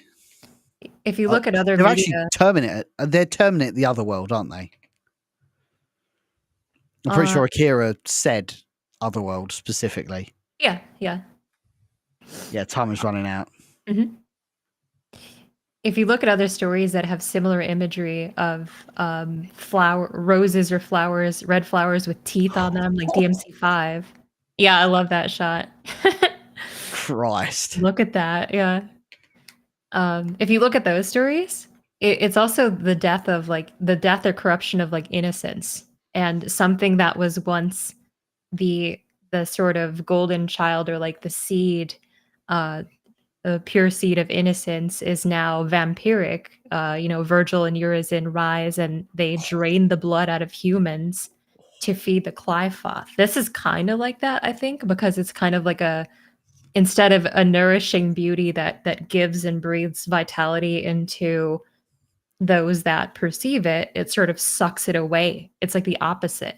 It's like it's vampiric in that aspect because it drains someone's vitality. Absolute banger of a comment there, which is maybe the F stands for friendship, which is painfully ironic because by definition, if she's killed her friend, she's quite literally a terrible friend. So that does track. So a Silent Hill F. It could be Silent Hill friendship. It could be a lot of things. Yeah. I think they picked the letter F to make us think kind of like all of those a little bit, right? But it could be something super specific too. I'm not sure. It's a gorgeous. What's this silhouette? That looks like. Hang on. Looks like someone lifting a weapon, maybe. Yeah, like a spiked bat. Yeah. Maybe that's when she committed the murder. And maybe that was how it happened, I guess. Oh, my friend is in chat. Just reminded me once more I need to play DMC5. Yeah, you do. Yes. Hey, Anthony. 3 alarm clock. I wonder, is that the friend you think? I think the friend is the person at the beginning. I think this might be the guy that both of them loved and she got, and then the main character didn't. Right. And then, triangle. yeah, potentially. I think one of the two girls at the beginning is the friend that she killed. If this theory holds any weight, again, it might not. Tony, would you mind? There was a comment over on Twitch about just providing links to our pages. Would you mind doing the honors, please? You might as well do it on both platforms. For what? Links to all of our 3 socials. Oh, yes. Pages. Thank you kindly. Yeah. I do get the sense, Eternal CMO says, I do get the sense she may become a monster in Silent Hill herself due to the imagery and what she's done. Yeah, I think that's what's going on at the end with her face peeling off. Is that like actually? You know, some of the like unconscious like imagery that might come in if you feel like you've killed your friend after that is like you deserve to be stripped of your own beauty because you rid someone else of theirs. So maybe she is experiencing that nightmare real time in this like Japan Silent Hill, with her face peeling off, her time running out. You know, that line, time is running out. She's kind of like holding on to that. I think they literally cut her face off. It could be that. Because they've got enough there. Yeah, I don't know if that was like the implication or if that's just like a vision that she experiences and it's like her deepest fear of losing what she has. Was it in that trailer? That where the face peels off? I can't find it now. Yeah, it was there. Yeah, we all saw it. Mm-hmm. If you pull up the trailer alone, it's easier to find too because it's like right at the end. Have they uploaded it separately yet? Yes. Oh, they have. Cool. Mm-hmm. 1 moment. Let me just swap this over. Let me quickly bring it up. What would be really good, actually, Beggy, as well, is we'll watch the original trailer, which dropped. Actually, we'll do that now. Oh, we should. Yeah. Now that we've got this informed knowledge about now, we can. Oh, that's 48 minutes ago. Official launch. Oh, look, everyone's dumping it. I think Lone Survivor is like 100% on this, by the way. They said, I think her more ragged appearance reflects her repressed envy being exposed. So I think that kind of destructive impulse and the repressed envy coming out, how ugly it is, that's like the sort of floral demonic beast that you see in that one scene. I do think that's like potentially what that's supposed to be.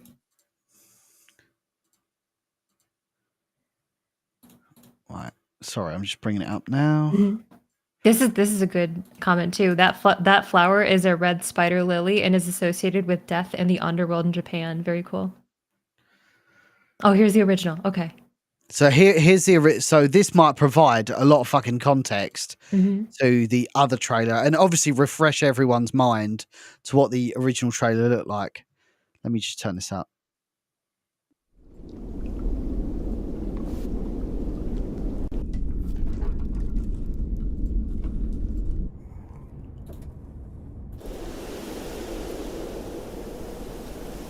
So that's the dead friend. Mm-hmm.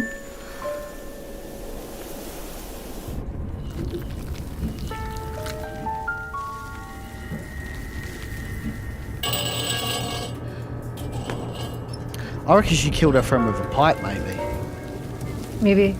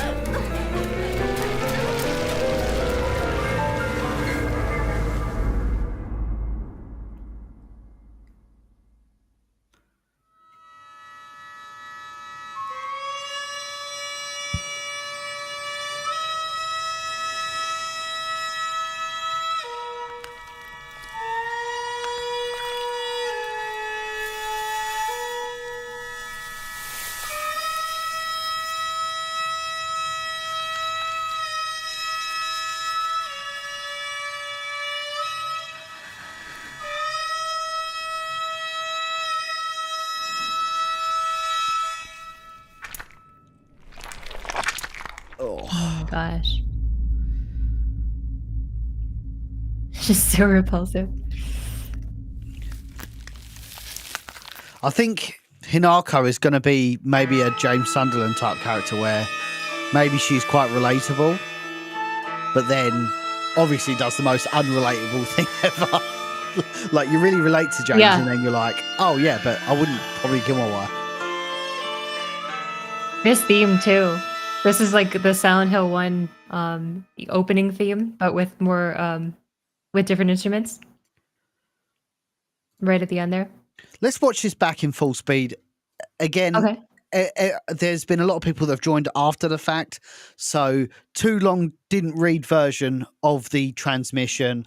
Lots and lots of talking, lots and lots of waffle, but they did drop a reveal trailer. It's about 3 minutes long. See what you think. There's no gameplay trailer yet, no release date yet. This is what we're working with. 嘘ついてるよね。騙せてると思う？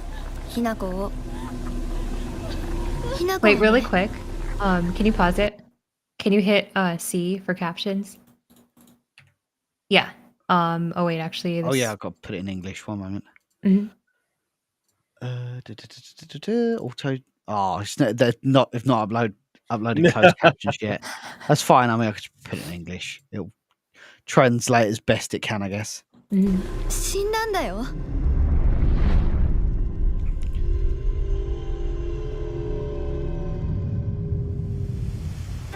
ひなこはお友達といつまでも一緒にいたいよ。お友達は永遠じゃないのよ。彼らだっていつか必ずあなたを裏切る。あなたが裏切り者と呼ばれたように。ひなこ？あ、ごめん。何？天秤にかける価値があるかどうか。 Yeah, these are not quite the same translations as the other one. 1 moment. Let me see if I can find. Yeah, can you go to the IGN one? Because that one seems to have proper English subs, and it makes a lot of sense. 1 moment. Let me see if I can quickly find it. So here There you go. Oh, that one this should one, have, yeah? this Is one it should have hard? the proper. Oh, hang on. Japanese. I think it was already going actually. なんだよ。 Oh, never mind. It's not Japanese to English, no? ひなこはお友 There you Oh go. yeah, here you go. Perfect. Yeah, いつ there you ま go. でも一緒にいたいよ。お友達は永遠じゃないのよ。彼らだっていつか必ずあなたを裏切る。あなたが裏切り者と呼ばれたように。ひなこ？あ、ごめん。何？天秤にかける価値があるかどうか。しっかりと判断し That's the line I was talking about beauty being justified or not. Worth being justified. Hang on, what is that? What, did she step on something?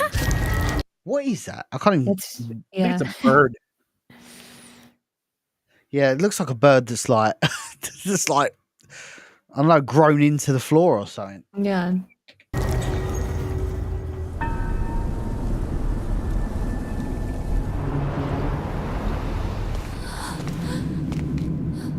Yeah, this was pretty spooky. This is dope.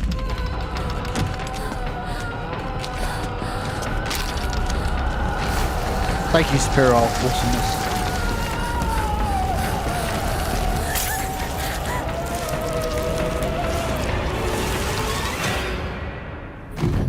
Hinako, いつまでここにいる気なの？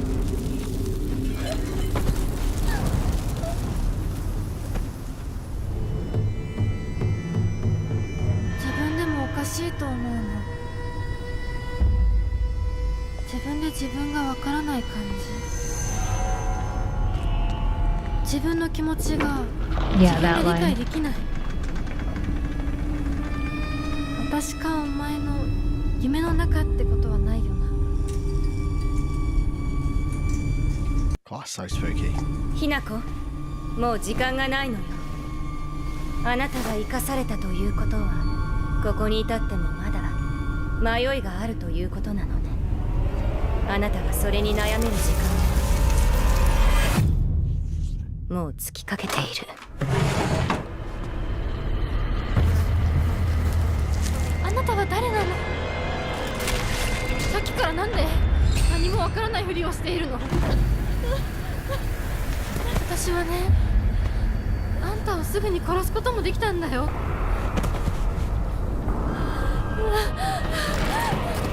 全部奪ったな。全部私から奪ったな。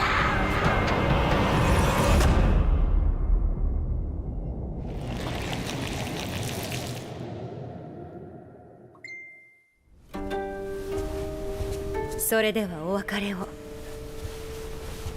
あなたが幸せをつかんでくれることを願っています。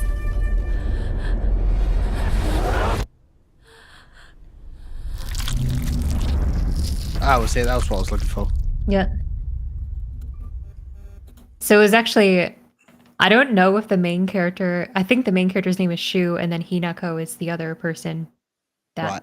I think she killed. But there was a line at the end too that said, it was Shu saying, "You took everything from me." So there's potentially like a, you took this man from me energy. I don't know. Or you took something else or everything. I don't know what everything means, but I mean, teenage girls quite often a partner or a boyfriend, girlfriend, that tends to be their everything because they don't normally have a lot going on in your life at that point in time. So it makes sense if that is the case. So we're quite literally going for a love triangle here. And one murders the other, and now she is being tormented. I heard someone talk this like intellectual guy. He's like an author talking about it the other day. But he's like, yeah, at that age, if you're a young girl and like you're not hot or like you're not getting what you want out of other people because of your beauty, suddenly it's like a huge problem. Yeah, I think he worded it that way, and it's like I think the story is gonna dive with that like kind of energy in like the 1960s in Japan between like this like the small rural kind of group of friends. But yeah, I do want to cover this because this has come up quite a few times. I've not had a chance to like articulate our point, but they alluded to this throughout this. I mean, they went on and on and on all the way through. It's about 40 minutes of talking. And what they're trying to say is Silent Hill is not just a town. You don't just go to the town of Silent Hill. Silent Hill is a concept of the underworld, the other dimension, the inner demons coming out and playing out in front of you. That is representative of Silent Hill, not necessarily the location. That's what they're trying to do. I mean, that could just be a creative way of saying we can now take this concept everywhere we go. But as I said earlier, I really connected with Silent Hill 2, not because of the town, not because of this intricate lore about how it's all these, devil-esque worshippers, this cult, etc. I wasn't really interested in that. That's why I enjoyed Silent Hill 1, but I didn't really like click with it like I did with Silent Hill 2. Because Silent Hill 2 was about James and his inner demons and his inner trauma, what he's gone through and the challenges that he has to overcome. That was what was really interesting about Silent Hill 2 to me. And that is clearly what they're going to be doing with Silent Hill F. It's all going to be about this female character who has murdered her friend in some crazy love triangle, and it's about her inner demons coming out, and she has to face reality and face up to what she's done in the pursuit of beauty and whatnot. So yeah, if it's about that, that's just something I was trying to. We're just pondering about that. There's such a limited amount of information to go off. Yeah. We only have this trailer. I like actually this spent phase. more. They spent more time talking about this is a fantastic game that we're making in Japan and making it regional to 1960 Japan. I didn't really talk too much about the story. Yeah, little bits here and there, kind of inspirations. The town in Gifu prefecture in Japan that inspired the locations. Beauty and Fear. Protagonist is dropped into a world they don't entirely understand, suspect something deeper going on. Yeah, it's definitely leaving. It's very exciting, this phase, the speculative like time for like what things could be and to make guesses and such. But it looks awesome. Oh, for sure. Like, I'm really interested. And I must say, I am a new. I suppose you could class me as a new Silent Hill fan. Like, I don't have kind of. Yeah. I don't have any Silent Hill, any nostalgia associated. Like, compare it to Resident Evil. I've been playing Resident Evil since I was a kid. Watched my parents play Resident Evil, etc., etc. But I don't have no nostalgia associated with Silent Hill. I first played Silent Hill 1 back in October, and I've been working my way through the series. I'm currently up to Silent Hill 4. We're playing through Silent Hill 4 over at Biohazard Classified. Cheap plug. And yeah, we're having a lot of fun. We're having a lot of fun playing it. But the real interesting thing is I don't have any nostalgia associated with it. So I don't have this like inner feeling of like, oh yeah, this is, you know, this is me thinking of a better time or anything like that. I'm approaching this like for the very first time, and I played Silent Hill 2 and was just completely blown away by it, like the original. I remember it was like November time. I completed it and I was like, for days afterwards, like, just, man, what a game. What an unbelievable game. I was driving to work, listening to the soundtrack. I'm not even joking. It was such an impactful game. And then I played the remake because I thought, this is an interesting position I'm in, because I've only just played the original Silent Hill 2. Now I'm going to be moving on to the remake. What an interesting position to be in. So I played through that and I was like, man, this is unbelievable. So I'm super excited for the next phase of Silent Hill, because they are just firing off on all cylinders. They obviously know what they're doing. They've, just like what Resident Evil did with the 2 remake, it feels like they've perfected that formula on what they think Silent Hill should be, and now they're just going to replicate it in different areas, different nuances, different locations, etc. As we said earlier, Becky, we don't know what Silent Hill Townfall looks like. Like, that's got to be announced. That's got to like have some more information at some point. What's that going to look like? When we started this stream, you two, we thought Silent Hill F was a multiplayer game. It's crazy how it's like. That's just so wild that you brought that up. Like, that you thought that and then brought that up, and then we started the stream that way, and now we've come such a long way in like 2 hours, or like an hour and 20, or close to 2 hours. Yeah. Oh, it's absolutely crazy. Gregory coming in with those 5 cheeky maple syrup dollars. Have to bring up what someone said earlier, that the story will be about someone who is oblivious and is now becoming fully self-aware. That again is like, you could see Silent Hill 2 remake that way. Of one of the personality analysis books that I was reading, it has this path for what's called type 3, and it was from self-deceit to veracity, to deceiving oneself, to knowing the whole truth. I think that represents SH2 remake, and I think that also represents this, because it's a lot of those lines as well that says, I think it's weird to not have a grasp on yourself, to not understand your own feelings. Do you think it could be some dream we're having? So it's always this very deep dissociation, deep disconnection from one's true feelings, because there's a lot of shame there. There's a lot of ugliness around what I'm really feeling. If it's envy is like one of the ugliest emotions there is. If that's like at the core here, for James, if it's James's avariciousness, I don't want to put up with my dying wife because I have these needs to be met. I need to move on. I can't stand it. I can't open myself to that vulnerability and pain. I'm just going to end it and move on. That's a deeply ugly thing to feel. So it gets pushed down. It gets deeply repressed.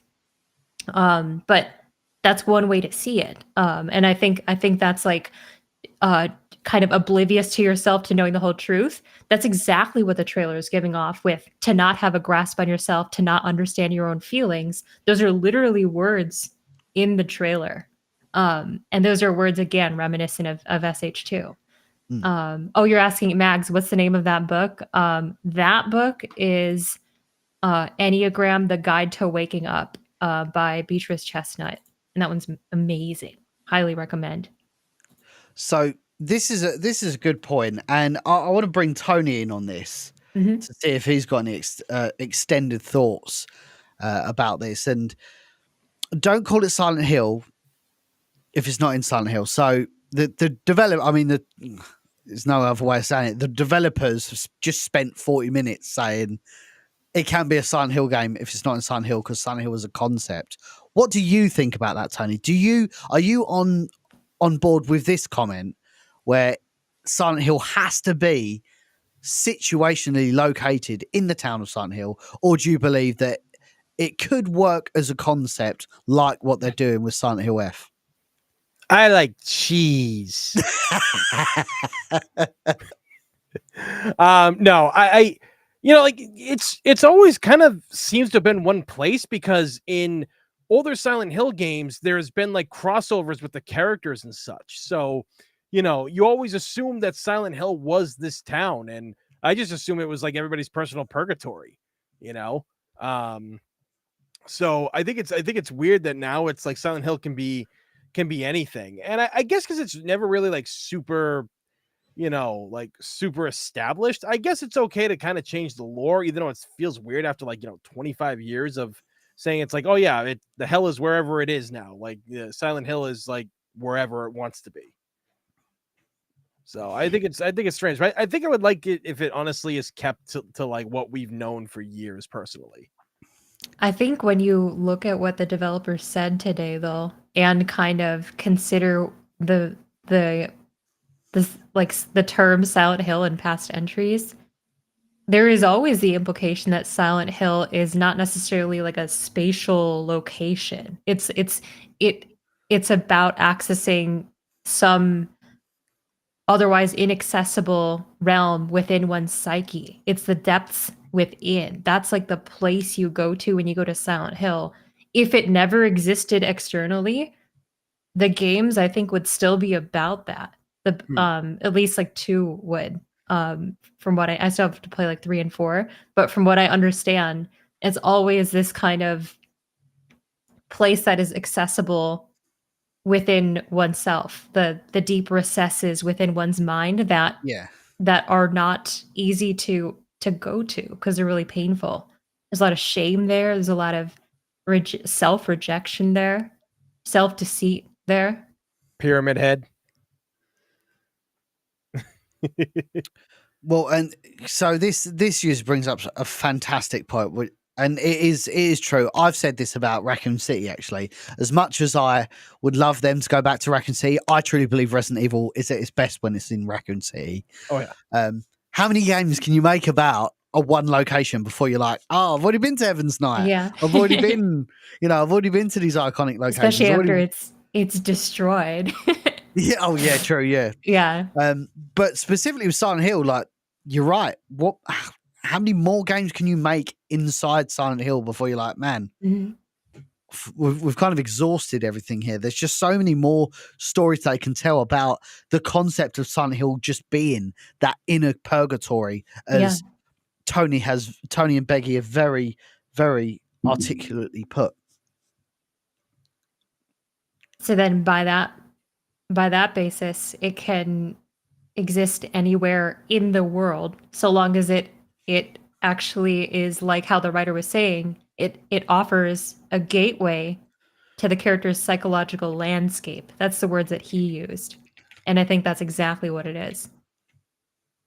So I think, like, in its essence, at its core, it should not have a strong tether to the physical location, especially if you're not going to build on the established lore of that location. It's about a different inner psychological journey, and I think that's perfectly fine. I'm also not like a purist and not like a super not super well versed on every entry and on the town. So if you have a greater attachment to that, you might think differently. I think this is a really good point, and this is my opinion. It's good that they are experimenting with the franchise rather than playing it safe.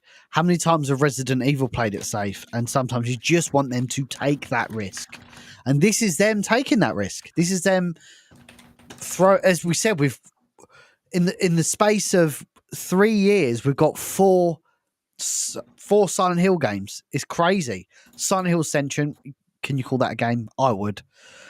Silent Hill Short Message, Silent Hill 2 Remake, Silent Hill F, and Silent Hill Townfall, which we still don't really know like at all what that is. Let's I mean, we're not doing anything else, so we might as well look up if there's a trailer for Townfall from that original what's it called? Transmission. It's literally a minute long. Oh Christ! Let's see what analysis we can get out of this. Remember this. Why are you here? No, in this place. Why are you here? I remember this. Here to be punished. That's good. I like it. You know what? I think you're right. I think we've done something so awful. We are stuck here in this place, being judged by these people. But for you, I think it's more than that. I think you're here for some other reason. And I don't want to be anywhere near you when you figure that out.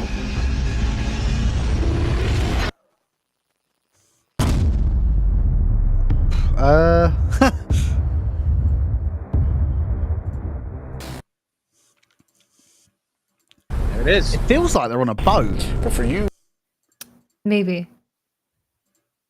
Like, because you got the shore. Mm-hmm. It's kind of rocky. Yeah. Yeah. How it's filmed. I just want to. Let me pause it. I just want to slow the playback down so we can see some of those images. No Code. It's a developer. So, Tony, can you look up Annapurna Interactive? I'm pretty sure they did Stray, but I could be wrong. And this No Code, I've not heard of this developer before. All right. Yep. Let's see. Games. They did do Stray. Yep. Mm-hmm.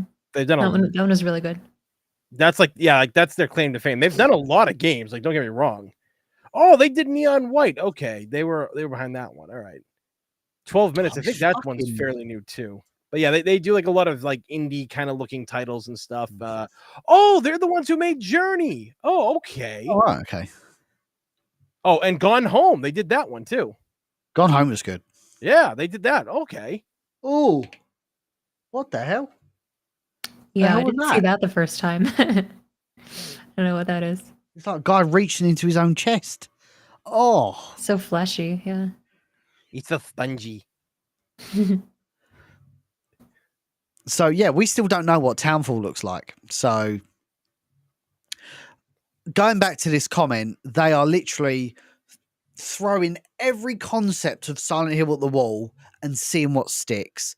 They've obviously put a lot of stock into rebooting Silent Hill and giving it a new lease of life after seemingly, I mean, I thought we had it bad in Resident Evil for many years. And then I looked over at my Silent Hill friends and they weren't doing good. Let me tell you, they were not doing good at all. So I'm happy it's having a little bit of actually quite a major resurgence. Yeah, and yeah. I put it all down to Resident Evil 2 Remake. I think if Resident Evil 2 Remake does not come out, all of these games do not have this resurgence. I'm not just talking about Silent Hill. You're talking about Alan Wake 2. Alone in the Dark, Dead Space, Alan Wake 2. Yep, even all the other companies that did like re-releases of their older games or remakes of them and shit like that too, you know? Like Nintendo putting out some of their older ones, like Metroid Prime, like remastered and shit. Like they're like, oh wow, like all these companies realized, oh, they like older games. No fucking shit we do. We love the games that built your company. Exactly. And I would say that even the direction that Resident Evil is in at the moment, it's still like, again, I appreciate Resident Evil 2 Remake is not as good as the original. Like, the original was the absolute GOAT. The original Resident Evil 2 is glorious. But there's something about Resident Evil 2 Remake which just course corrected survival horror. Yeah. Is exactly what it did. And ever since then, I think even Capcom are chasing the high. Like, Resident Evil 4 Remake just doesn't have the vibe that Resident Evil 2 Remake does. I can't lie. I actually can't put it into words. You know what I think it is? I think like 2 Remake, I love 4 Remake even more, but not for the same reasons. And the thing about 2 Remake though, specifically, is that it's the greatest single demonstration that survival horror can be implemented like how it was, in a style that can appeal well to modern audiences. It's the best demonstration that getting lost, finding puzzle pieces, conserving ammo, all of that kind of stuff can be accomplished and executed well in a way that actually excites gamers that don't want to learn things like take controls, don't want to fumble around with what they might call archaic or difficult to approach kind of mechanics. I think RE2 Remake is the best like single piece of evidence for that. And I think that's why so many games, Silent Hill 2 Remake, Alan Wake 2, like just take that style, just take it. And they make their inventory like those games. They make certain survival pieces like those games. It just works so well. Even like Callisto Protocol, kind of like feels that way. It like Silent Hill 2 Remake and Callisto almost like feel similar in that way, but it's like you look at all these titles and it's like I still think that 2 Remake is still like the ultimate sort of blueprint for this genre surviving in the modern day, showing that it's possible. And I think if Resident Evil 2 Remake doesn't happen, I don't think we see this resurgence in Silent Hill. I really don't. Like, we certainly don't see the Silent Hill 2 Remake. Yeah, no, there's no way. Like, they would, because people have to remember this franchise was dead for nearly like a decade and stuff. Yeah, let me see what the gap was. The gap was pretty substantial. And again, I appreciate there was a little bit of a hoo-ha falling out with Kojima. So that would have naturally have put everybody on the back foot, because how long was Silent Hills in? Well, it was in development enough to launch a trailer and to launch a demo. So two trailers, it must have been fairly far along before they canned it. Oh my God, imagine what a build of that game looked. Think of Resident Evil 1.5, right? Mm-hmm. How important that is to Resident Evil. Yeah. As a franchise. Imagine an 80% build of Silent Hills out there. Oh my God, that has got to be gold dust. Has Kojima commented to see how far it was along? No, it was cancelled. No, he's like, the thing that is, he is not allowed to talk about that game. Like, whatever happened years ago, he is under some clause, and probably until the day he dies, because there is literally like nothing on that game. Because there was a secondary trailer where a giant monster is actually chasing you down the hallway. A lot of people forget about that one. And again, no one's allowed to know anything. Like, it's like a phantom game. Like, we don't know. Some people like, oh, it wasn't that far along, it wasn't that deep yet. I was like, dude, if you know Kojima, you know, even in its like beginning stages, it's deep as fuck. So yeah, I don't really know. Like, we don't really have anything else on it. He's really been, like I said, he got screwed over a lot when he worked back then for them. So I don't know. It would have been great to see it. Kind of hoping that his new game is very reminiscent of what that was in terms of like that feel of horror, you know? Because a lot of people try to say, they're like, oh, you can't say that PT was going to be a good game. It was just a demo. It's like, dude, that is literally one of the most legendary fucking demos of any game. Even if like people who didn't even play horror games were fucking playing that thing. Like, that's how huge that was. That's true. That's a good point. Actually. Yeah. Like that thing took the world by storm, and it was even better because when Konami took it off the PlayStation Store, you couldn't download it, and if you deleted it off your PlayStation, you couldn't download it again. They actually refused to allow you to re-download it. So people were selling their PlayStation 4s for literally anywhere between $400 to like $800 for that demo alone. With it on it. With it on. Yeah. Yeah, it was like just smart. It was like Happy Bird, wasn't it? When that come off the App Store and everyone was selling their phones with Happy Bird on it. Oh yeah, Flappy Bird. Flappy Bird. Flappy Bird. Sorry, Happy Bird. Yeah. No, I'm just catching up on the Silent Hills like wiki, and it was in development for a good 2 or 3 years before they dropped that trailer. But I think Konami did give a shit about Silent Hill. I don't think they've never not given a shit because they commissioned Kojima back in 2012 to start directing the next Silent Hill. So like they always you wouldn't bring Kojima in if you wasn't trying to make it one of the best games ever. Yeah. Right. So they always had a affinity for Silent Hill. Maybe they just much like Resident Evil with Resident Evil 6, they just completely lost their way. Yeah, well, okay, so the thing of it is with Konami, well, you also have to remember at that time, Konami was shifting gears towards pachinko machines because Konami didn't want to do really video games anymore. They saw the money in pachinko machines. People also have to remember that Konami has money in other companies. They have their health spas and all that kind of stuff. So, when they saw that game, like, why are we going to spend like, millions and millions of dollars on games when we can get that revenue back in pachinko machines? And so, they made it really difficult for Kojima because also Kojima spends a lot of money. He spent tons of fucking money from the company to make the Metal Gear games, but he always made it back. So that was the big issue, is that they didn't want to give him the budget, and he clashed with them. So they sectioned him off from his team during Metal Gear Solid 5, The Phantom Pain. He literally was in his own office. He couldn't even contact his team. Like, he couldn't go see them. He had to do it all via emails so Konami could watch what he was doing. It was that fucked up of a situation. So they just really changed at one point as a company. And yeah, like they would literally demote anybody who couldn't like match what they wanted. They would demote the game developers to working in janitor services at their health spas. And the company went even crazier, where people would post on like Tumblr and Twitter fan art from, games like Castlevania and Metal Gear. I did a video on this like 9 years ago when it happened, and they literally were taking down the artwork on Twitter. They were like contacting Twitter, be like, "Hey, that's our art. That's our characters they're drawing. Have them take it down." It was a really big blowback. So the company just kind of went down the shitter because they didn't care.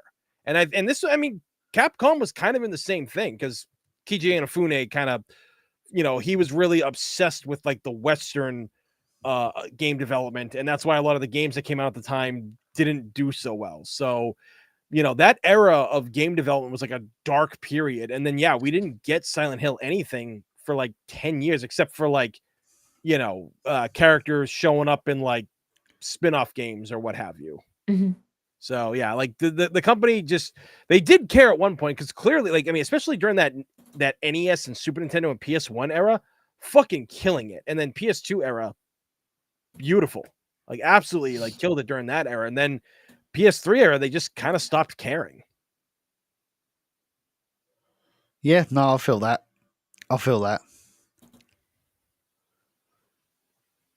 Man, it's crazy. It's crazy how much Silent Hill's evolved over the last 20 years.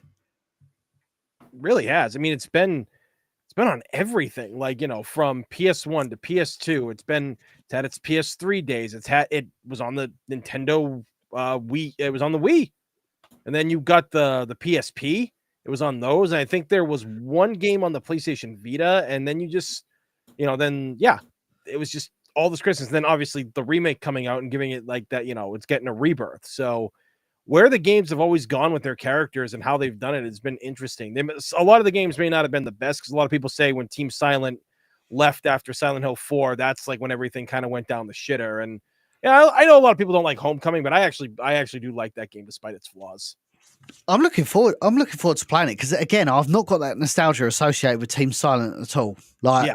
they've produced obviously fantastic games, but I'm interested to play the Western releases like Origins, Shattered Memories,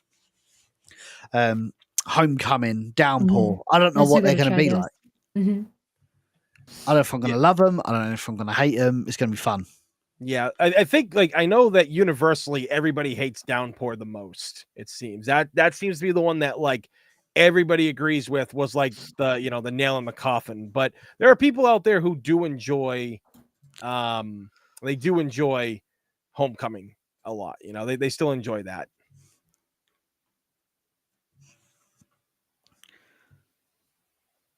So far then, since 2022. And I'll extend this question to everyone. I might even put a poll up in a second. Mm-hmm. What has the current phase of Silent Hill been for you? Has it been good? Has it been bad? Has it been overwhelming? Has it been underwhelming? Let us know in the chat. And whilst you're there, drop a cheeky like. I think we're only about 20 away from 600 likes. So thank you everybody for making time to watch the stream today, sit around for our analysis of what we saw in the Silent Hill transmission, which mainly covered Silent Hill F. One thing we have not spoken about, gang, is the movie. I can't believe we haven't, is the Return to Silent Hill film. Because, I mean, they didn't show anything. It's like, they showed it, what, 2 years ago, and then nothing? I thought we had a release date in April. So was that? Do we? Well, that popped up on the Internet Movie Database, and that stuff can be altered. So, people were like a little like kind of like iffy about that. And I mean, again, I don't really want it to be in April because there's so much going on in all of our lives around April and stuff, and we don't need that right now. Oh, for sure. And I think if they release it in April, it's not really going to give us any time to like prepare anything or. Like even from marketing, from their point of view, there's no time. Yeah, because we didn't know anything about Welcome to Raccoon City. The minute that like first trailer dropped, everything, that's like when we knew it's like oh yeah, it's coming in this time, and it's like that's literally a fucking month away. Yeah. And then nowhere was showing it. We got lucky. We found that place in Vegas, honestly. But we had more trailers and news about it overall in the lead up. We had articles about the sets and all that kind of stuff. And the sets and like Robbie Amell, who played Chris, he was posting photos of it on his Instagram and stuff. But that trailer that we had, when it finally came out, it was just like, shit, it's in a month. Like we know of this movie, but then all of a sudden, like we got no trailer for the longest time. And then all the trailers and TV spots started popping up everywhere. So it's kind of nuts. So Greg with the $2 super chat, you can find a trailer for it that was removed. Really? Wait, interesting. Did they take it off their like official sites and stuff? It's not going to be one of those like AI trailers. It's got like fucking Jensen Ackles playing James Sunderland or something. Oh yeah, what are those? Oh wow, yeah. There's the behind the scenes. Well, yeah, these aren't even on. Yeah, there's the behind the scenes clip, which was in the original transmission. Yeah. So yeah, there's no. I'm a bit wary about putting. I probably won't show it on stream just because I'm a bit wary of showing a film and then. Oh yeah, they'll come after you. Probably better to avoid it. Oh yeah, that we got whacked last time for that. Because it appears that some people are fine, or some companies are fine, but others are just like absolutely not fine and will take your channel down. Right. Yeah. Mags is saying in the chat, the beauty and terror aspect got me really excited. Me too. It's funny because the first time that I was reading that piece of it. In this presentation today for Silent Hill F, I immediately thought of Resident Evil Village because I remember when Peter Fabiano was giving the presentation about it being like beautiful yet terrifying. And I don't know if that's just like a popular like horror kind of phraseology, but it's just obviously there's like a completely different context here, and it looks so good. Like honestly, you were asking like chat, like what do you think about this like Silent Hill resurgence? I think that when we saw that initial wave of trailers during the first transmission a couple years ago, everything that I thought I would like, it's looking like that I'm gonna like. Like the remake was awesome. F looks really good. Yes. The other stuff, I haven't been interested in, and I'm still not really interested in. It's kind of like those two main entries are like just nailing it so far. I'm loving those. The other stuff, like I don't know if I'm gonna try stuff like Townfall, Ascension, like that kind of stuff. Ascension to see was a weird. It's kind of like not. It was a game like Heavy Rain, I guess. Heavy Rain, Until Dawn, Quarry. That sort of like it's more of a film that you got to just occasionally touch a controller.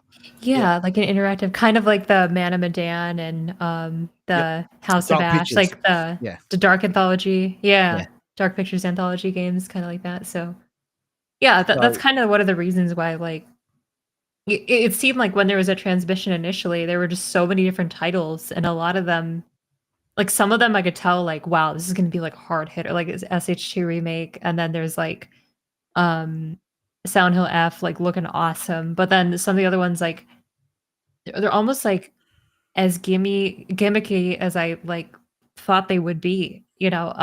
And it's like it's almost like more experimental. It's like it's kind of like, hey, we could potentially have this perspective audience be interested in our interactive game, making decisions.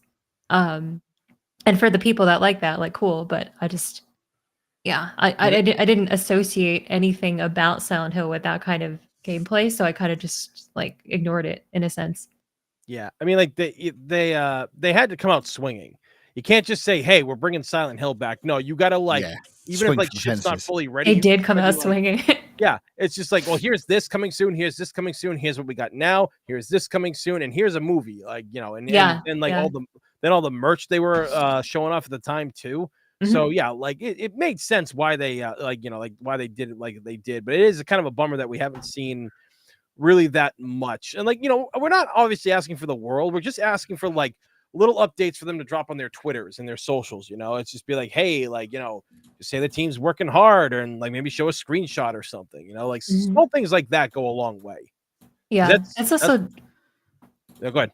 Kind of what I understand is being like a little bit more difficult in the case that like, so for example, Townfall is being developed by No Code, and Bloober Team made a SH2 remake, and now there's like multiple teams with like the same publisher, the same IP. Like there's a lot of that kind of fragmentation going on. There's like a lot of different projects, and some of them, like it might seem really appropriate to hand off. Other ones, like, it's it's very broken up. So like communicating it all and like staying up to date, it's like things are like literally in different spots, being made by different people, and things meaning like 4 or 5 things at once plus a movie. So it's a lot to follow, actually. So this kind of presentation for like something really focused like for F today was like really good. It was just missing some gameplay. That's all it really needed. I'm just looking up Townfall, actually, and this is from the like Silent Hill wiki. It says that it's a spin-off of the Silent Hill franchise intended to launch an anthology series from various creatives, co-produced by Annapurna. So to me, that says that this probably isn't going to be a massively long game, but what it could be is almost like a bite-sized Silent Hill 2 experience. Okay. Yeah. So, like, have all of these different anecdotes and stories in their own little series of small games, I guess. I'm not quite sure how that would work, but I'm not against the concept, actually. I think that's actually quite an interesting concept. I'd like them to do that for Resident Evil, to be honest. Yeah, I mean, like, oh, what, like have like various different teams work on games? Yeah, or like create original bite-sized Resident Evil experiences based on Resident Evil 2 Small remake. episodic stuff. Yeah. Yeah, I know. I mean, I've said the same thing recently too, because you look at like recently it came out how much money that Mega Man 11 made for Capcom, and it's like I think like the second highest selling Mega Man game of all time, and that says a lot for a franchise that's been around since like 1987. So the fact of it is, it was done on a small budget and it was done with a small team. So, like, why don't we just kind of like do small side Resident Evil stories? Maybe some that are in Raccoon City. It could be about the people that are trying to escape the city at that time. Like, and it plays in the old school style of games, right? You could do that kind of stuff. Like, have like, tank controls, like polygons, pre-rendered backgrounds. That kind of stuff is still big to this day and age. And I think that if people understand that this is just side stuff that's being worked on, and you're still going to get the stuff you love with the main stuff, I think there's a chance it could work. Mm-hmm. Oh, for sure. Yeah, that's kind of like Silent Hill's approach, like Konami's approach right now, with all these different developers under one publisher, but like different kind of form factor for a lot of these projects. One's interactive, one's like segmented, like little episodic stuff. One's like a major story, like a Silent Hill F or like 2 remake. It's yeah. It's a lot of trying different things. Oh, for sure. For sure. CC, this is so funny. Please remake the Silent Hill the short message. You're crazy. That is. Yeah, I mean, actually, Silent Hill a short message is probably a good example of that sort of format I was talking about. Yeah, I mean, that's a bit shorter than I would probably make it, but something in that style where it's like little self-contained original Silent Hill experiences, I think would be really cool. Oh yeah, very fucking cool. Do you think that the sort of DNA of Silent Hill allows for that very well, though? Because the way that I interpret like entries like Silent Hill 2, I see it as all of these different instances of these locations in Silent Hill being woven together into this larger story about James. So do you think that having something more bite-sized, more like really small and episodic that like stands by itself is really conducive to something very compelling or moving in Silent Hill? Because I think that's kind of hard. Yeah, that's a really good point, actually, because when you're playing Silent Hill 2, you're almost going on this journey with James, and it all culminates, it all climaxes when he puts the tape in.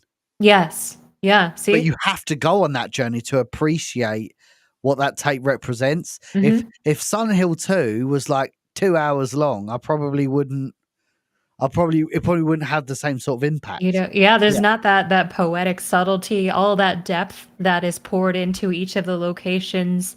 There's a lot of artsy sort of bits of suggestion that allude to what his feelings may be, what something may represent, what one metaphor may imply. There's very little explicit telling you what happened. And so like with a bigger story like this, where you have some concrete evidence, that's this climactic moment that you find by putting in that tape, and then a lot of the other stuff is suggestion, there's a lot of room to, there's a lot of thought that is provoked. There's a lot of room to play in your mind. But if we have something that is like smaller and episodic and choose your own adventure, interactive, how Silent Hill can that possibly be? That's really difficult.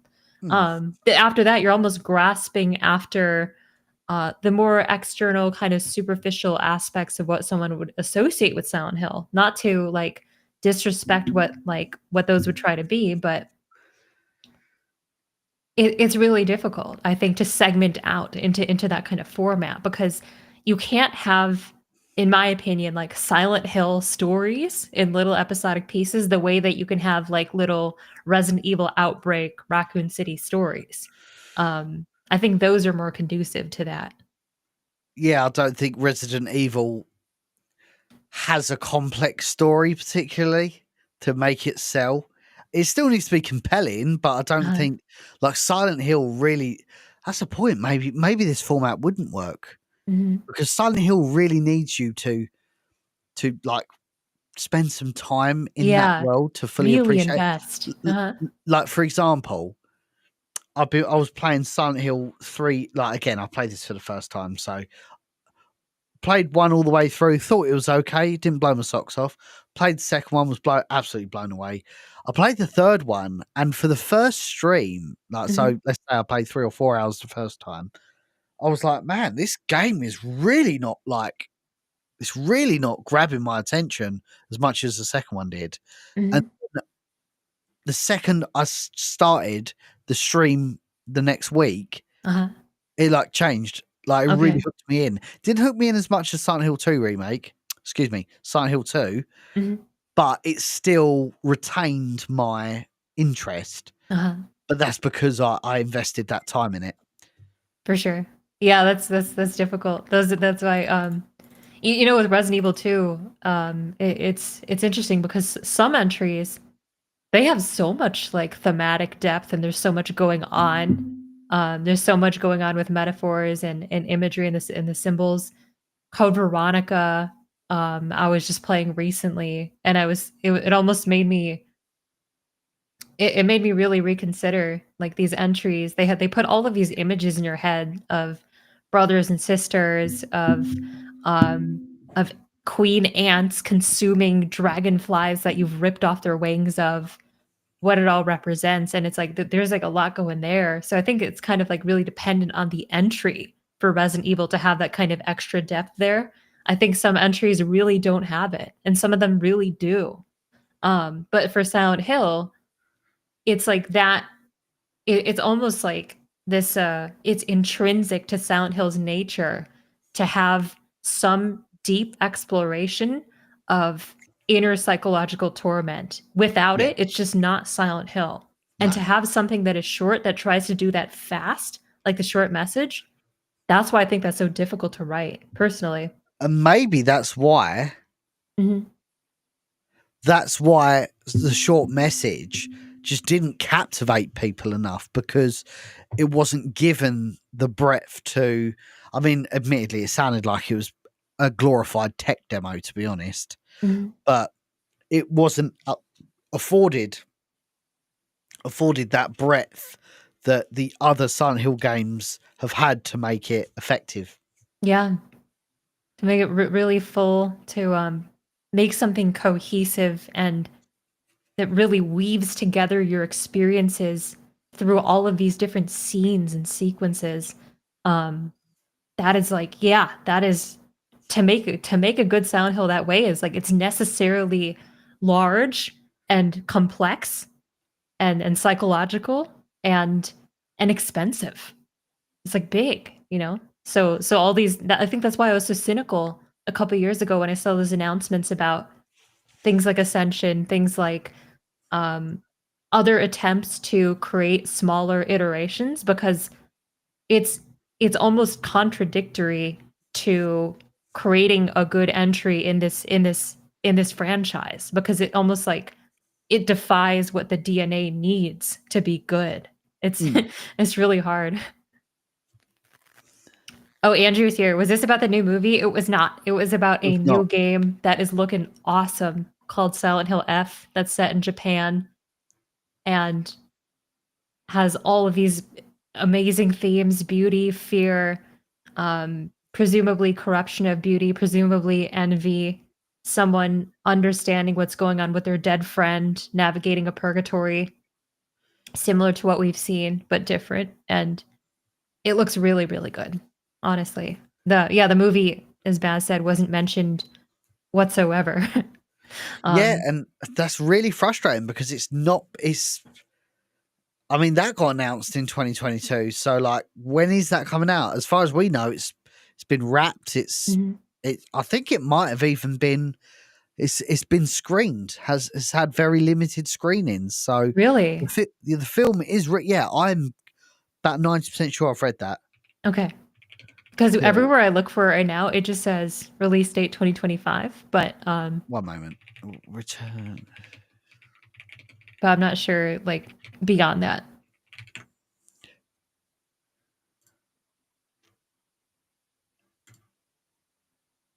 Yeah, someone went to the early screening of Return to Silent Hill and shared his opinion. I'm not going to spoil it or anything like that, but just on that information, it appears that there have been early or test screenings of Return to Silent Hill. Cool. So it might not be very long. They've got to do something with it, though. I mean, it just feels like it's rotting.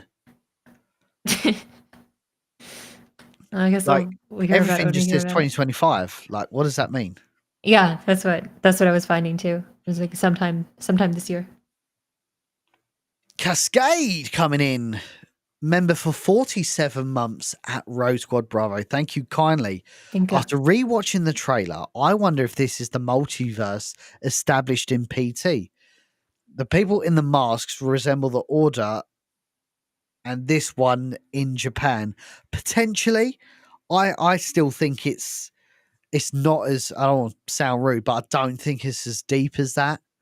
I think it's as simple as they are now officially, like the developers are now officially looking at Silent Hill as that inner purgatory rather than we need to tell the story about the Order and the cult and how Alyssa like sorts it Heather's Alyssa and it's all connected somehow. I think it's just Silent Hill is that inner purgatory. Doesn't matter where you are in the world, you do bad things, your worst nightmares are going to come back to haunt you, etc., etc. Yeah.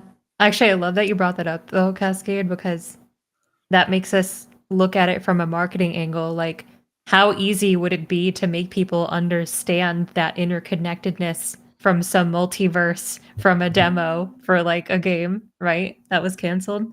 Like, would it be conducive to the marketing of the game to rope that all in and make it seem connected? Or would it just be, hey, we got this new project, it's set in Japan, Silent Hill, the essence of it is here, this is what it looks like, and it looks awesome.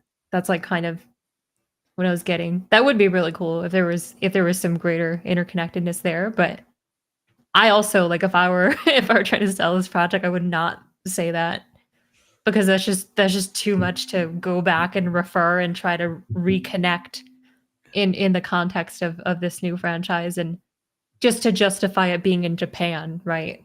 Like, why not just say it is? And they did. Yeah, precisely. Before we wrap up, I do want to talk about that Indiegogo Silent Hill film. Sure. Have you had that one looks awesome. Oh yeah, of course you have. Yeah. I'm always talking about it. This is just unbelievable stuff. Let me see if there's a clean trailer. Like, this was made maybe 10 grand or something like that. Really not a lot of money what this team have put together. They put an Indiegogo up for about, I think it's about $5,000 or something like that, and they just wanted it for post-production, just to do a bit of CG, etc. And oh my god, I was blown away by it the first time I saw it. Let's see, I think there's a trailer here somewhere. Could it possibly? Here you go. Could it possibly understand what I've been through? What they did? What they said? I'm sorry. I thought you were someone else. Like, bro looks like James Sunderland. Kind of scary. Relentless and unyielding was Silent Hill. A lot of work's gone into this. Hello everyone, my name is Stan Puzdriak. I'm director and I've been talking with producer Stan a lot, actually, and he's a fucking super nice guy. But this shows what's possible, again, with that kind of independent fan film level, what fans can put together. It's just, yeah, when you're not bound by a damn movie studio and you're worried about, like, who's paying in and all these investors being like, well, that's cool, but we want it like this, who know nothing of movie making. Yeah, I mean, I won't name names, and I'm going to keep the cards close to my chest, but there was somebody else in the space who was approached or was approached by investors or approached investors and basically had a vision for what they wanted, and the investors were like, yeah, we're happy to oblige, but XYZ, this is the changes we'd like to make. And they're now at a point where they're like, I might even consider the crowdfunding route just because I can retain that independent original vision without it being compromised by people that really should only be putting funds up rather than telling me what I need to do with my own film. Right. But this should be released soon, actually. He did post, Stan did post another video recently. Where was it now? It was on his chat. Oh, here it is. And you can start to see, like, he reveals a lot in here. Obviously, this is based on Silent Hill 2, if you didn't know.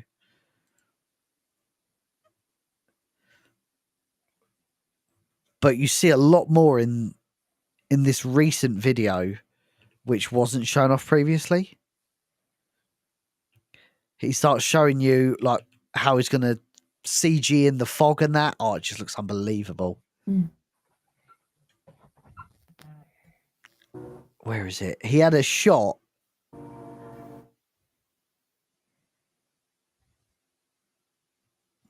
Oh, where is it now? He had a shot where it was like it was a screen recording of like the fog in a CG. Oh, here you go. It's right here. We'll have a lot of. So this is how he's going to do it. It's all going to be like VFX'd in. The main thing is fog. We are adding a lot of fog, which is important because to make real fog is very difficult, almost impossible, especially with a low budget. You rely on real weather summer circumstances. So we're focusing a lot on it. We will also have a lot of 3D animation on action sequences and some other small things here and there.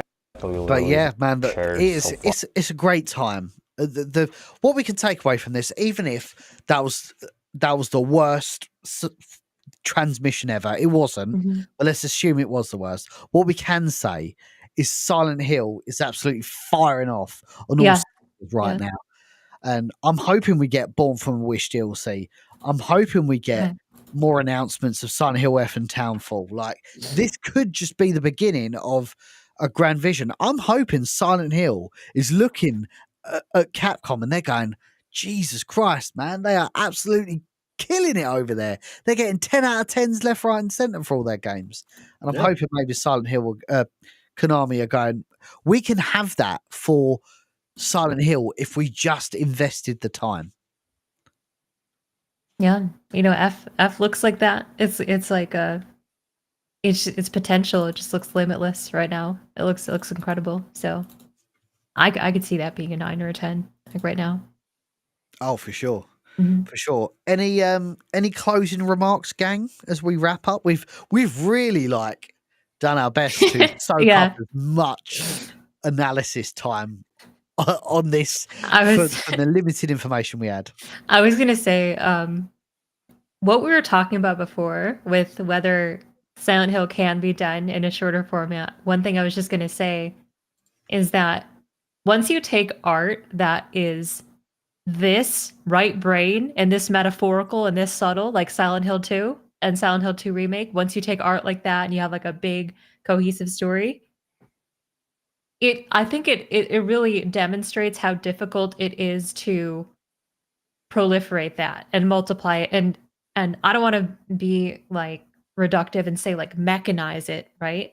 But I want to say like if it were to be mechanized, that's kind of like how we get entries that are questionably Silent Hill, whether they are or not, because it's trying to imitate what was there before without reaching some greater inner psychological truth and taking you on that new journey.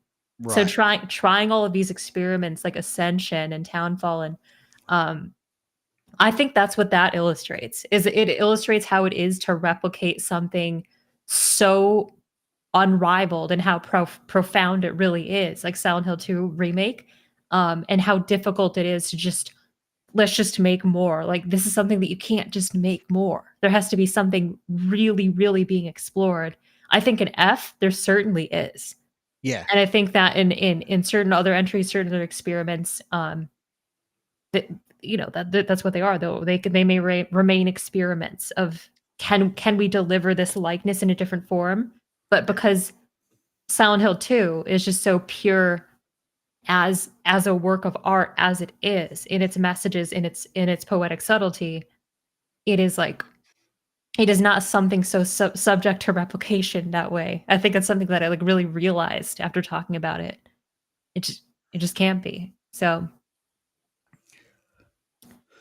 yeah, largely in agreement.